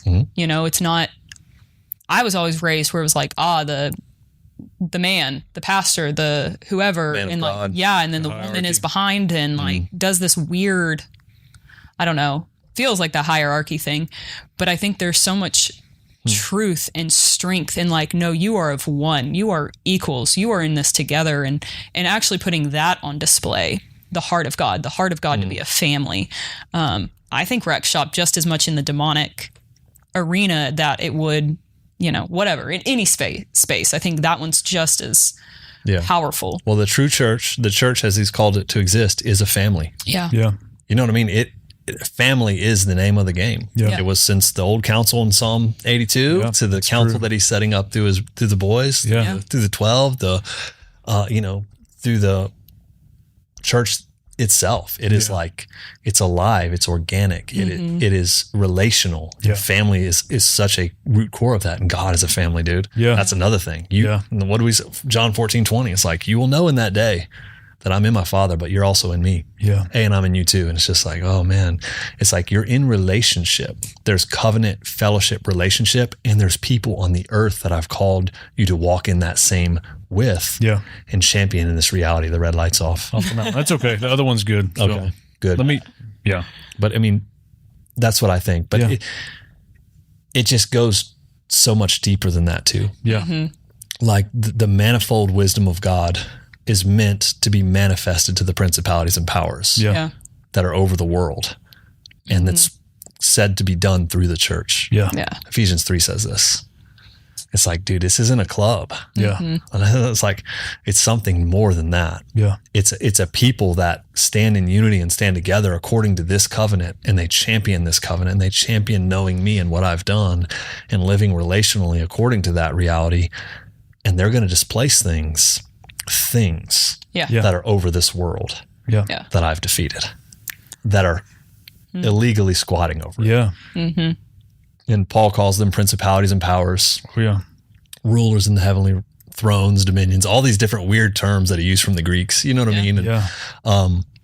but it's a battle. It's cosmic battle. There's Yeah. things that control regions. There's things that govern Yeah. territories and places over the world, It's true. Yeah. and dark rulers of heavenly places. Yeah. You know what I mean? That we wrestle with. And and it's done by the church.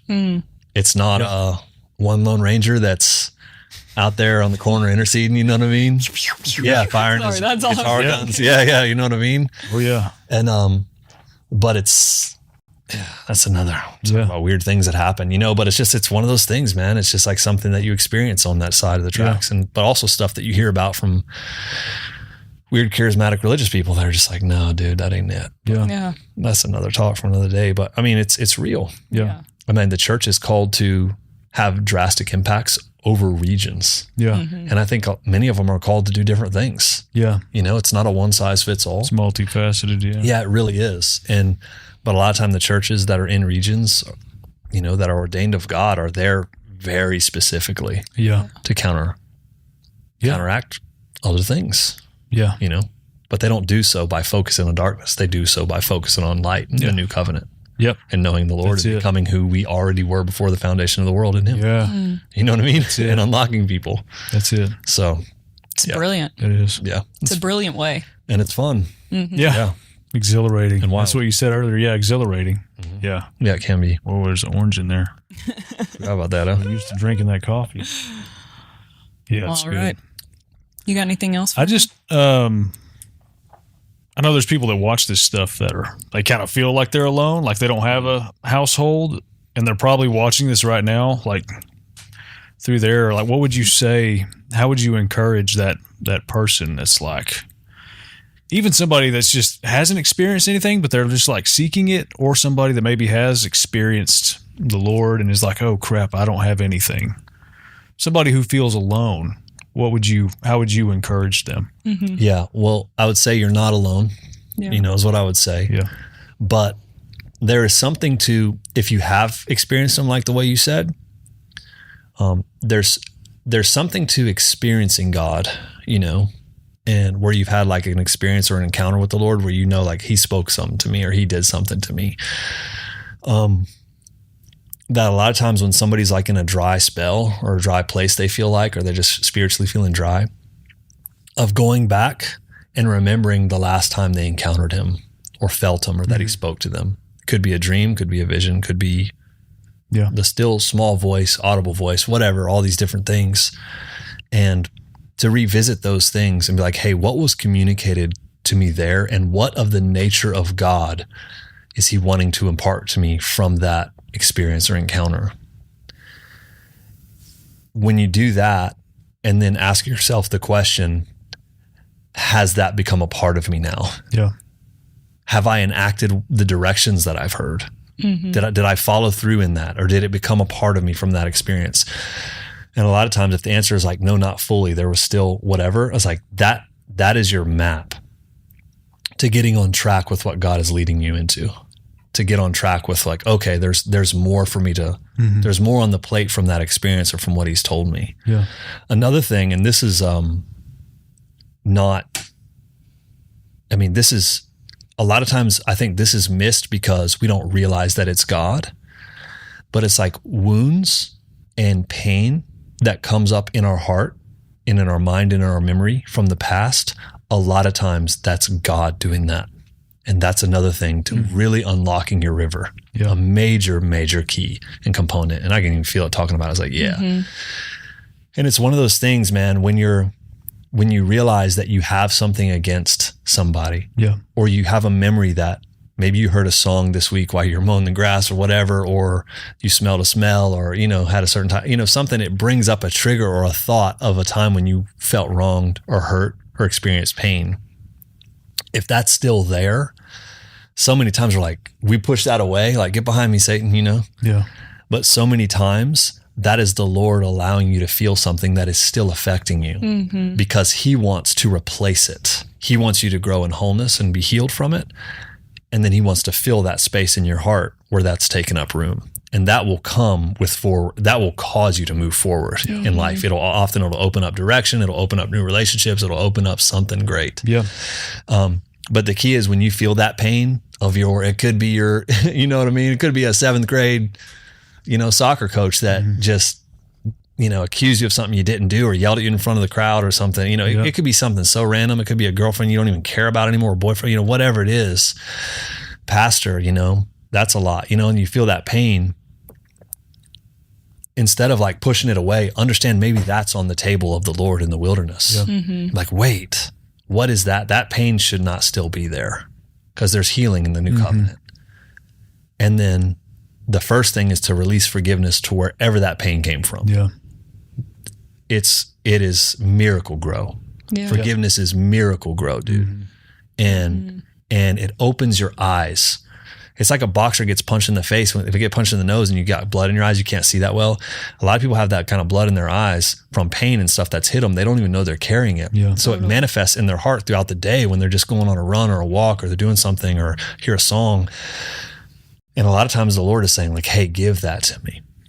Yeah. And do it by taking power over it by forgiving the people. Yeah. Like, I forgive Joe. Well, he doesn't deserve it. And I was like, man, if you feel that strong, then you really need to do it. It will unclog your well. Yeah. But it's like, release that forgiveness. Like, hey, I forgive Joe or Sammy or Samantha or whatever, just imaginary, whoever it is. I release forgiveness to that person. And Lord, I ask that you would heal me where that has taken up room within my heart. Yeah. You might have to do that 10 times for 10 days in a row. I don't know. Yeah. As long as it comes up, whenever it comes up. Yeah.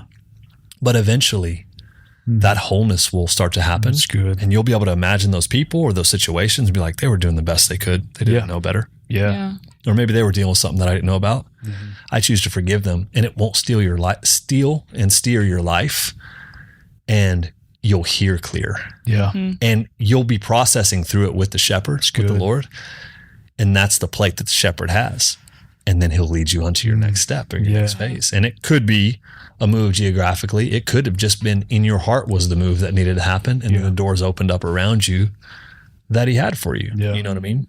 But to the Lord, a day is as 1,000 years and 1,000 years is as a day. Yeah. Peter wrote that. And it's just like, there's this, God can do something in a day that we would think would take us 1,000 years to accomplish. Yeah. But we have to be faithful and take up the authority of this covenant. That's the bread and that's the wine. Yeah. We don't withhold forgiveness. We don't allow wounds to stay in our hearts. Yeah. I think I called you one day to process some stuff, and I thought it's the most brilliant piece of advice. It's definitely in line with what you're saying, but you were like, we play by a different game. It's not about like any strategic move that you're trying to make, or, I was trying to figure out like a business deal, and you were like, yo, that's not what we do. Like that, we play by a different rule. And you were like, what's the Lord cultivating in your heart? It's about the heart. And when you said that, I was like, oh yeah, like it shook me out of thinking in terms of this carnal realm to where it was like, oh, there was actually an issue of like a pain of the past that the Lord was actually trying to knock on, that I was just so locked in on this specific situation that I couldn't see another way. Yeah. And I think that's so beautiful. It's like when you walk this walk, you walk by a different way. You don't even have to worry about like logistics of stuff. Yeah. They actually all come when you deal with the pains and you deal with the wounds, and the doors are easy for him to open. Yeah. He doesn't give a flip about that. He's button pushers. What you said. Yeah. This place yesterday. The whole reality. It bends and yields to him. Yeah. And him inside of you is the glory. And so it's like when we're cultivating that relationship with him inside of us, by not holding unforgiveness, by not holding on to pains and wounds. Sometimes we're not holding on to them. We just don't understand that, hey, there's a way to release forgiveness and be free of it. Yeah. Or you may not even realize it's still there until he comes in. Yeah. That's what you were saying earlier, like knowing him and knowing his ways. One of his ways is, hey, this is a hard issue. Yeah. Like forgive him. Inside out. But like the forgiveness thing too, it's like the offense is okay to feel that. It's like sitting there and not hold it in your hands. Hold that slimy mess in your hands and say, I feel disgusting, but I choose to release that person. Yeah. While I'm holding it in the very midst of it, it's like, I don't care. I choose to forgive that person. Because denial feels. Denial is the hyper-religious live in denial. Yeah. A lot of what masquerades as like prophetic or spirituality and all these different things, it's really just being overly spiritual to avoid what is reality. Yeah. You know what I mean? It's an excuse not to, take responsibility. And but to take responsibility, sometimes to disown something, we have to acknowledge, we have to own that we are holding on to it or we have it. Yeah. Instead of just being in denial and be like, Shundai Hyundai, this ain't mine. It's like, there's something to acknowledging like, no. Okay, so I am holding this. Yeah. I'm taking ownership of the fact that this ain't mine, but I'm holding it like it is mine. Right. Yeah. And I need to, if I want to disown something, I have to acknowledge that I own it. Yeah. You know what I mean? Yeah, that's right. I've started to get really excited when those things come up because it's like, I'm getting lighter. It's like every time he pokes on something, it's like, oh, I didn't even realize I was carrying that weight. Like, man, I'm really glad. Like, I'm just glad he's letting me know, like, I have this extra weight that I actually don't need. I actually heard that example about like, when Jesus did the parable of like, the camel, like going through the eye of the needle, that was actually about in the wall, that there was a place that the camels would go in, but they couldn't go in if they had any baggage on them. Yeah, they actually had to strip them all the way down for the camel to get into the city. Yeah. And that's literally the picture I always kind of go through. It's like, oh yeah, I'm letting go of that. I'm letting go of that baggage. Like, oh, good. Yeah. Good. Oh, I can breathe a little bit better. Yeah. But that's funny. Yeah. it was just the things that maybe we used to avoid. Yeah. Acknowledge. We're excited to acknowledge. Yeah. Yeah. If you avoid, it's because you think God's going to condemn you. That's right. Like, oh no, I found a snake in my house. How do I hide it? Yeah. Which is an entirely different arena. But a little kid would find the snake in the house that doesn't belong there, grab it by the neck and run to dad. Hey, look what I found. Yeah. I know this shouldn't be here. Yeah. You're right, it shouldn't. Yeah. How do we get rid of this? Yeah. Here, give it to me. Yeah. Okay. Because he wants it. You know what I mean? Yeah. I know he doesn't condemn me for having it. He knows that it's there. Yeah. Yeah. And Peter's like, even if they all deny you, I sure won't. These rednecks might. These clowns might, but I won't. Yeah. It's like, dude, you're going to deny me the most. Yeah. Yeah. He knew that. It's like, I know what's in you. Yeah. You don't know. Yeah. And guess what? Satan's going to help us out here because he's asked to sift you. Yep. But I prayed for you, so you're going to be fine. Yeah. So like even he's under control and on a leash. Yeah. Devil's attacking. It's like, no, I'm going to use what he's doing and it's going to be brilliant and beautiful. Yep. To free you. Yeah. And to actually set you up, just like it did Peter. Yeah. Set him right on up. Next thing you know, Acts 2. Yeah.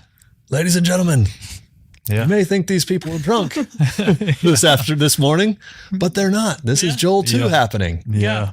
It was like, that was cussing Peter. Denying Peter. Sailor Peter, yeah. Cussing like a Sailor Peter a few weeks ago. Yeah. And now he's up there leading the whole game, dude. Yeah. Yeah. And he knew God had seen it happen. Yeah. Yeah. I qualified you even though I knew that. Yeah.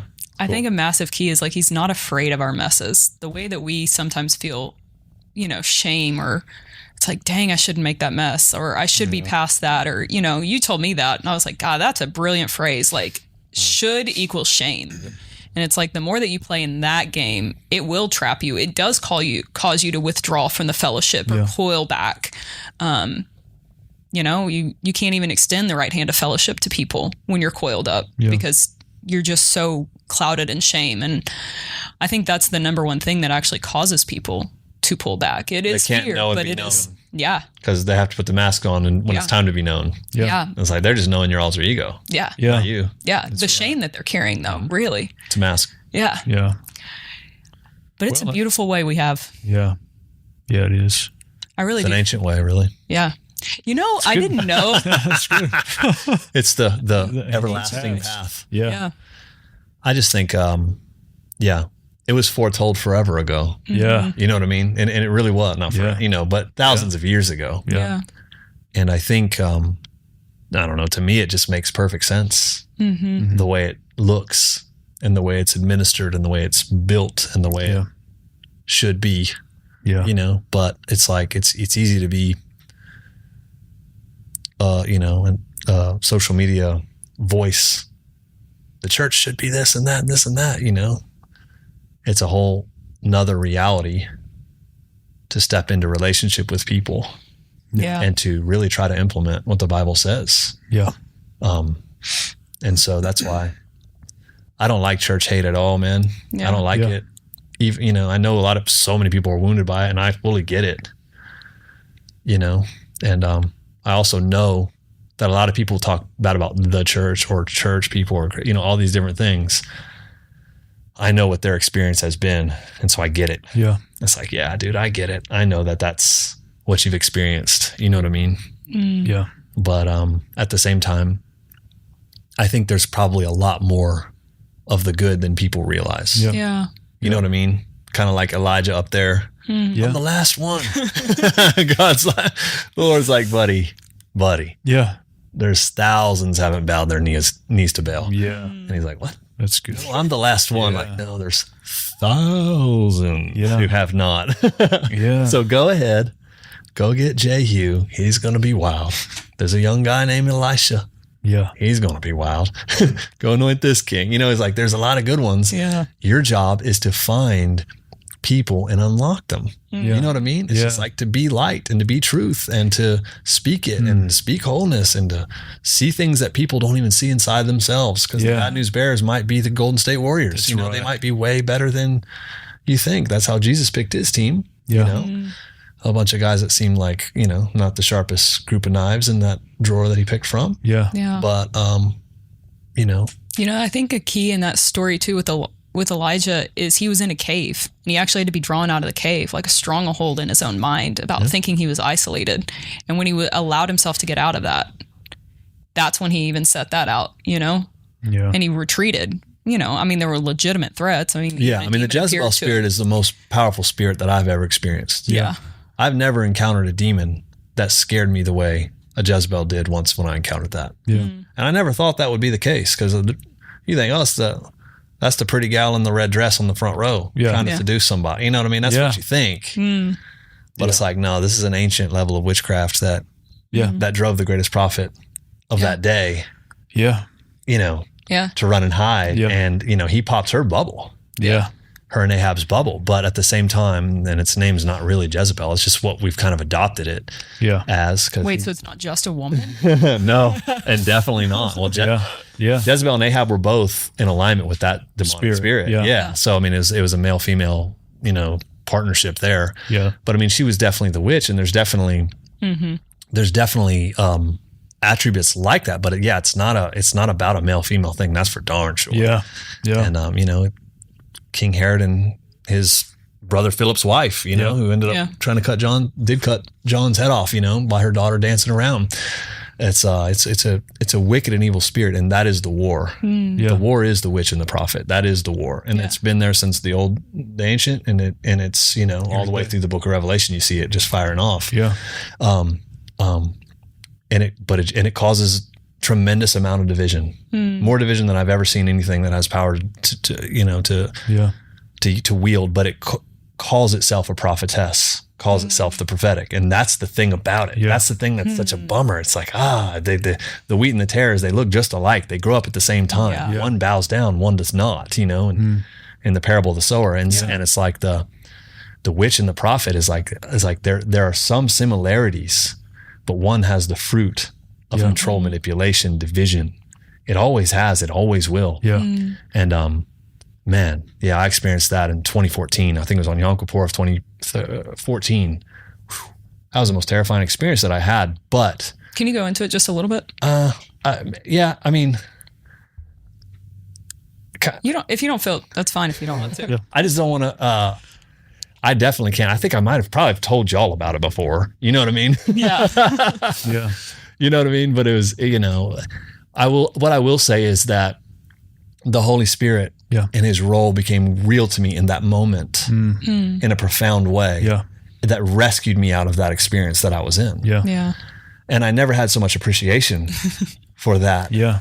For that Christ in you, the Spirit of God, the Holy Spirit, Yeah. and that voice of Abba Yeah. until I was in that experience. Yeah. Yeah. And I thought it was going to crush my whole life. You know what I mean? When it happened, and it was only a few moments of this Yeah. dream that I was in. But yeah, it was definitely a lesson. Yeah. It is something profound. Yeah. Yeah. And it wreaks havoc on people's minds. And, and I don't know, maybe we'll cut this off. Maybe not. I don't know. But We can clip it if you want. if we need to, we might not need to. I'll we'll see how it goes. But before that one, it was 2008. And I was serving. I had interned after I went to school. I was interning under a pastor at a church that I was at in North Carolina. And he was going through a hard time. But it's like one of those things, people say, oh, spiritual warfare and stuff like that. I think the majority of spiritual warfare is not. It's just carnal natures and people, just not learning to walk with each other and dealing with issues and, relationship and asking forgiveness and walking in, it's good. It's healthy, Seldom is the demonic involved on the level that I think maybe people think in certain situations. Maybe that's my opinion, but there was an instance in this pastor of mine that he was really having a hard time. And so I was praying for him. And, I come out of the, oh man, this is you guys' demographic. So it's probably fine. But, just the way I came into the kingdom, I had prophetic experiences my whole life, even when I wasn't walking with God. And then when I started to walk with him and to give my life to him, it wasn't until I was 19 years old, 19 to 20, and started to take it seriously. And even then it was a progressive walk because I didn't really know anybody that was really strong in it. My parents were Christians or whatever, but I was off to school and, and I loved going to church and stuff. I would go to any church and just hope to hear the Bible taught. And, even if the whole thing was just weird or, whatever, I would always have my notes ready to write something down. Chew the meat. Yeah, even if there was just like one thing that the pastor said, I'd write it down in scripture and I would leave and I'd be so excited about it. You know what I mean? That's just how it was. So pure. And, but I was always having encounters and stuff like that. And so, I ended up going to school and, doing the things that I did. And I was serving at a church and the pastor was having a real hard time. And I learned a lesson back then that I didn't know why I was learning it, but it would become so valuable as I got older. That hindsight 2020. Yeah. Because I didn't know. I was like, hey, you're going to work at a church or whatever. It's like, no, you're going to actually start one from the ground up. Yeah. And like really lead people into the true supernatural reality of the Bible, the mystical walk that is Christianity, and ground them in the truth of the word simultaneously. That's the goal. You know what I mean? Like real depth of the word, real supernatural reality, and do it well. And that was the goal. But part of the ways of the Lord and the ways of the Spirit is sometimes dealing with darkness. Yeah. You know what I mean? And anyhow, this pastor, he was having a really hard time. There was stuff going on. I was young. It was just 2008, I believe. I esteemed I was going to pray for him one night going to bed. And so I was like, I'm going to pray for him and I'm going to really go after some things. I knew that there was some demonic stuff involved. Yeah. And he's a well-known guy and ministry's like really, really well-known. So I don't want to do all that, but he knew me and trusted me, but I was going to pray for him because he was like a dad to me at the time. And so I went to bed praying for him. Like, okay, I'm going to intercede for this and I'm going to go after this, And I went praying, going to sleep. And then I was asleep. I went into a dream, but I was in his room and in his area. And I saw these outside of his door. I was standing there to protect him so that he could sleep. And I knew that I was there in the spirit in the night. Mm-hmm. And, cause I love the guy. Yeah. I loved him. And his wife, and so I was just watching out and there was this person being attacked outside of their door, outside of their bedroom that I could see. And I ran to help rescue them and beat the guy off of him. I'm like, hey, get off. What's going on? Like, leave him alone or whatever it was. And he was kind of limping and I was kind of helping him walk.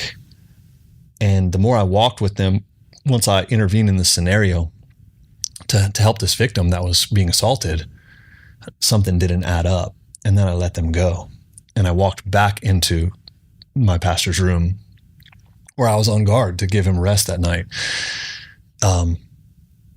And his wife was there and she said, hey, I was like that. I realized that was a trap. Like I just went to rescue somebody that could have turned bad on me. Yeah. And she said, yeah. And she goes, those are called the Lelim.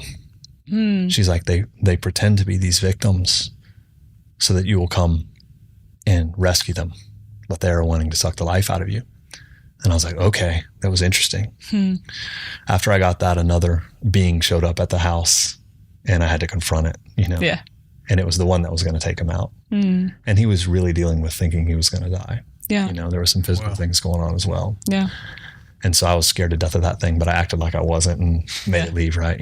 So that was fun. But I knew I had succeeded when I got up the next day and whatever, So anyways, of course I went and looked up the Lelim. I'm like, what even is? I didn't even have internet back then because I was a little late to the game, right? So I went and looked it up. The Lelim, it was Jewish mysticism. Yeah. And it was the daughters of Lilith, stuff that's in, now we know, the dictionary of deities and demons, Psalm 91, and several spots in the Bible, these different haunts that are Hebrew words in the Bible that are talking about different demonic beings and stuff like that. And so I woke up and looked at Lelim in the Bible. And the way I remembered it is when she told me in the dream, I was a Star Wars fan, so I thought of Liam Neeson. Yeah. Oh, yeah. I was like, Lelim, that sounds like Liam Neeson. Yeah. Qui-Gon Jinn's name. Oh, yeah. So that's how I remembered that. And so I woke up like, Lelim, what's that? Yeah. And looked it up, and it was a real thing. You know what I mean? And it's, from Babylonian. I mean, all the different religions and groups had different, obviously Jewish mysticism was where they were at, but there was other cultures. It's all the same thing. Yeah, it was the incubus, succubus. It was all that stuff that haunts people in their dreams. Like a vampire. That suck the life out of people, and assault people and these things. And I remember waking up and realizing like, oh my gosh, that's real. Yeah. That stuff is real. And that's kind of thing has happened to me a handful of times. I wouldn't say a lot, but a handful of times where you meet or run into something, good things, sometimes not, and then discover them. Yeah. In the Bible, the Lord shows you, hey, this is real. And he gives you those signposts like this is actually real. And so, I remember looking back to that dream and that experience and looking that up in the Bible and looking that up on the internet and then the Bible lately, once I was older, and just seeing, I think we were talking about the Jezebel spirit, which I think is attributed to way more than probably it should be. Yeah. But that type of like manipulation that I think destroys a lot of churches, it destroys a lot of relationships. It often comes as, it manifests first as a victim. Yeah. It manifests first with a victim mentality. Yep. Even like gossips and slanders and divisions that happen in church or churches that I've even seen over the years, in my life, Christian life, a lot of times you'll realize that there can be people that are wounded or they feel wronged, and then they create almost like a festering group. People that are wounded or offended, they find their way to each other. Yeah. Yeah. To somebody that will share their offense or wound with them. And that's the way they've learned to create relationship. Yeah. And it's bizarre, and it sounds really silly and like a wrong way to do things. Yeah. But it's the way of the wounded. Yeah. And in that dream, one thing that I was learning is like, hey, a lot of that victim mentality, I've been assaulted, a lot of it's the bait for something else dark that really wants to control. It really wants to do harm. Yeah. And cause division and cause strife and cause split. I'll cause all that straight down the middle. Yeah. And that spirit, it masquerades as a prophet, I mean, it's prophetic and spiritual and all these things. Yeah. But the fruit of it is not good. Yeah. It's not Jesus. And the gospel will never change. Yeah. Like the transformational love of God and you growing into his image and never ever withholding forgiveness when you're wrong. Yeah. Definitely going to your brother or sister. Yes. If something happens and saying, hey, this kind of hurt me or whatever. Yeah. There's even, that's the other time Jesus mentioned church. Like, you know what I mean? Yeah. If, go to somebody, he's caught in something, in a trespass, you who are spiritual, go to him, make it right. If he refuses, take 2-3 others with you and say, hey, God, we care about you. Yeah. Yeah. Not about being right and wrong. Yeah. Then if they refuse, then you go up before the church. Right. That's where he says, Ecclesia. That's the going to the heavenly places. Like, what's the common union here? Yeah. Why are we here? Yeah. You know? That's the only other time it says whatever you bind on earth will be bound in heaven. Whatever you loose is in relationship with your brother. Yeah. And people really fight about that verse too. But I mean, but it is right there. Yeah. There's something there. But I don't even know how we got on that old Jesse. I guess because we're talking about Elijah. Yeah. Yeah. Elijah getting up there on the mountaintop, having his mind just. That's right. But he in a sense, single-handedly, him and the Lord. Yeah. With no brothers with him, no sisters, you know what I mean? By himself, single-handedly demonstrated the reality of God, his name. The Lord is Yah, is Jehovah. His name manifested in his being, and he fought something that was really controlling an entire nation. Massive, yeah. And then that thing pointed its laser beams of witchcraft at him and drove him off for a while. You know what I mean? Yeah. And then he realized he wasn't alone. Yeah. He realized, okay, the still small voice, that's proximity. That's not whisper. It's just because he was close to him. Yes. Yeah. And so he let him know. But anyhow, I even that, one of those type of strange, experiences that ended up becoming something very real was a lesson to be learned of hey, the bread and the wine. Yeah. The body was broken for you. The blood was shed to reverse everything. There is no victims in this game. Yeah. We are more than conquerors. We're not even conquerors. We're actually more than conquerors. Yeah. So there's never even excuse to be a victim. Yep. Even if you're wronged, it's like you have forgiveness, the power to be whole. Yeah. That's right. You have the ability to speak to your brothers or sisters. You have to, in relationship, that's what's valuable. The whole covenant was about that with God and with our family. Yeah. And it's like there's authority and there's light in there. And I think so many people that are on the outsides just taking shots, just haters, they're called to be players in the game, and maybe just got a little bit of turned around. And it's not that they weren't wounded.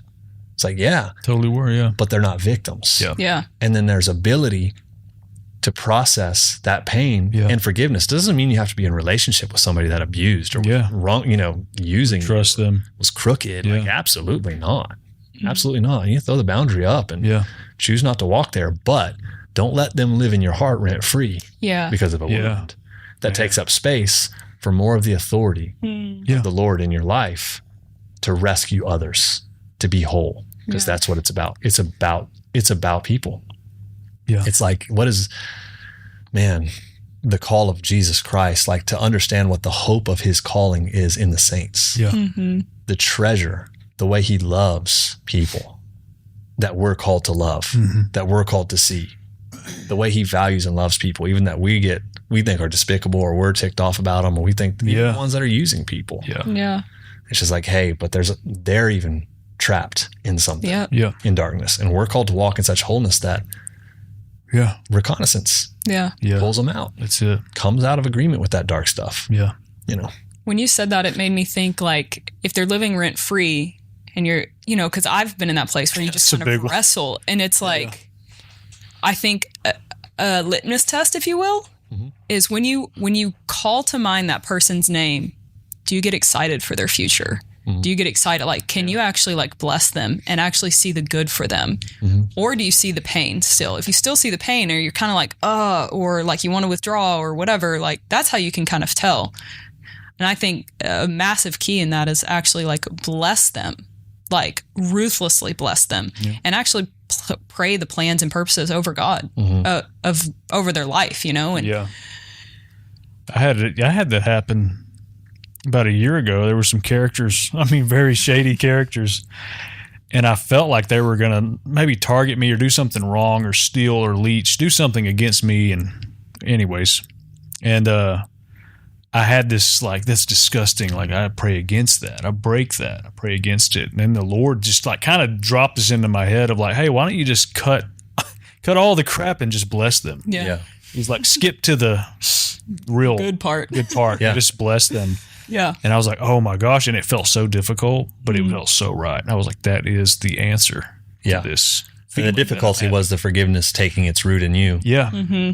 But that's the Beatitudes, man. Bless those who curse you. Yeah, and it's for those who spitefully use you. That's the right way. Yeah, because there will be people. Yeah, people.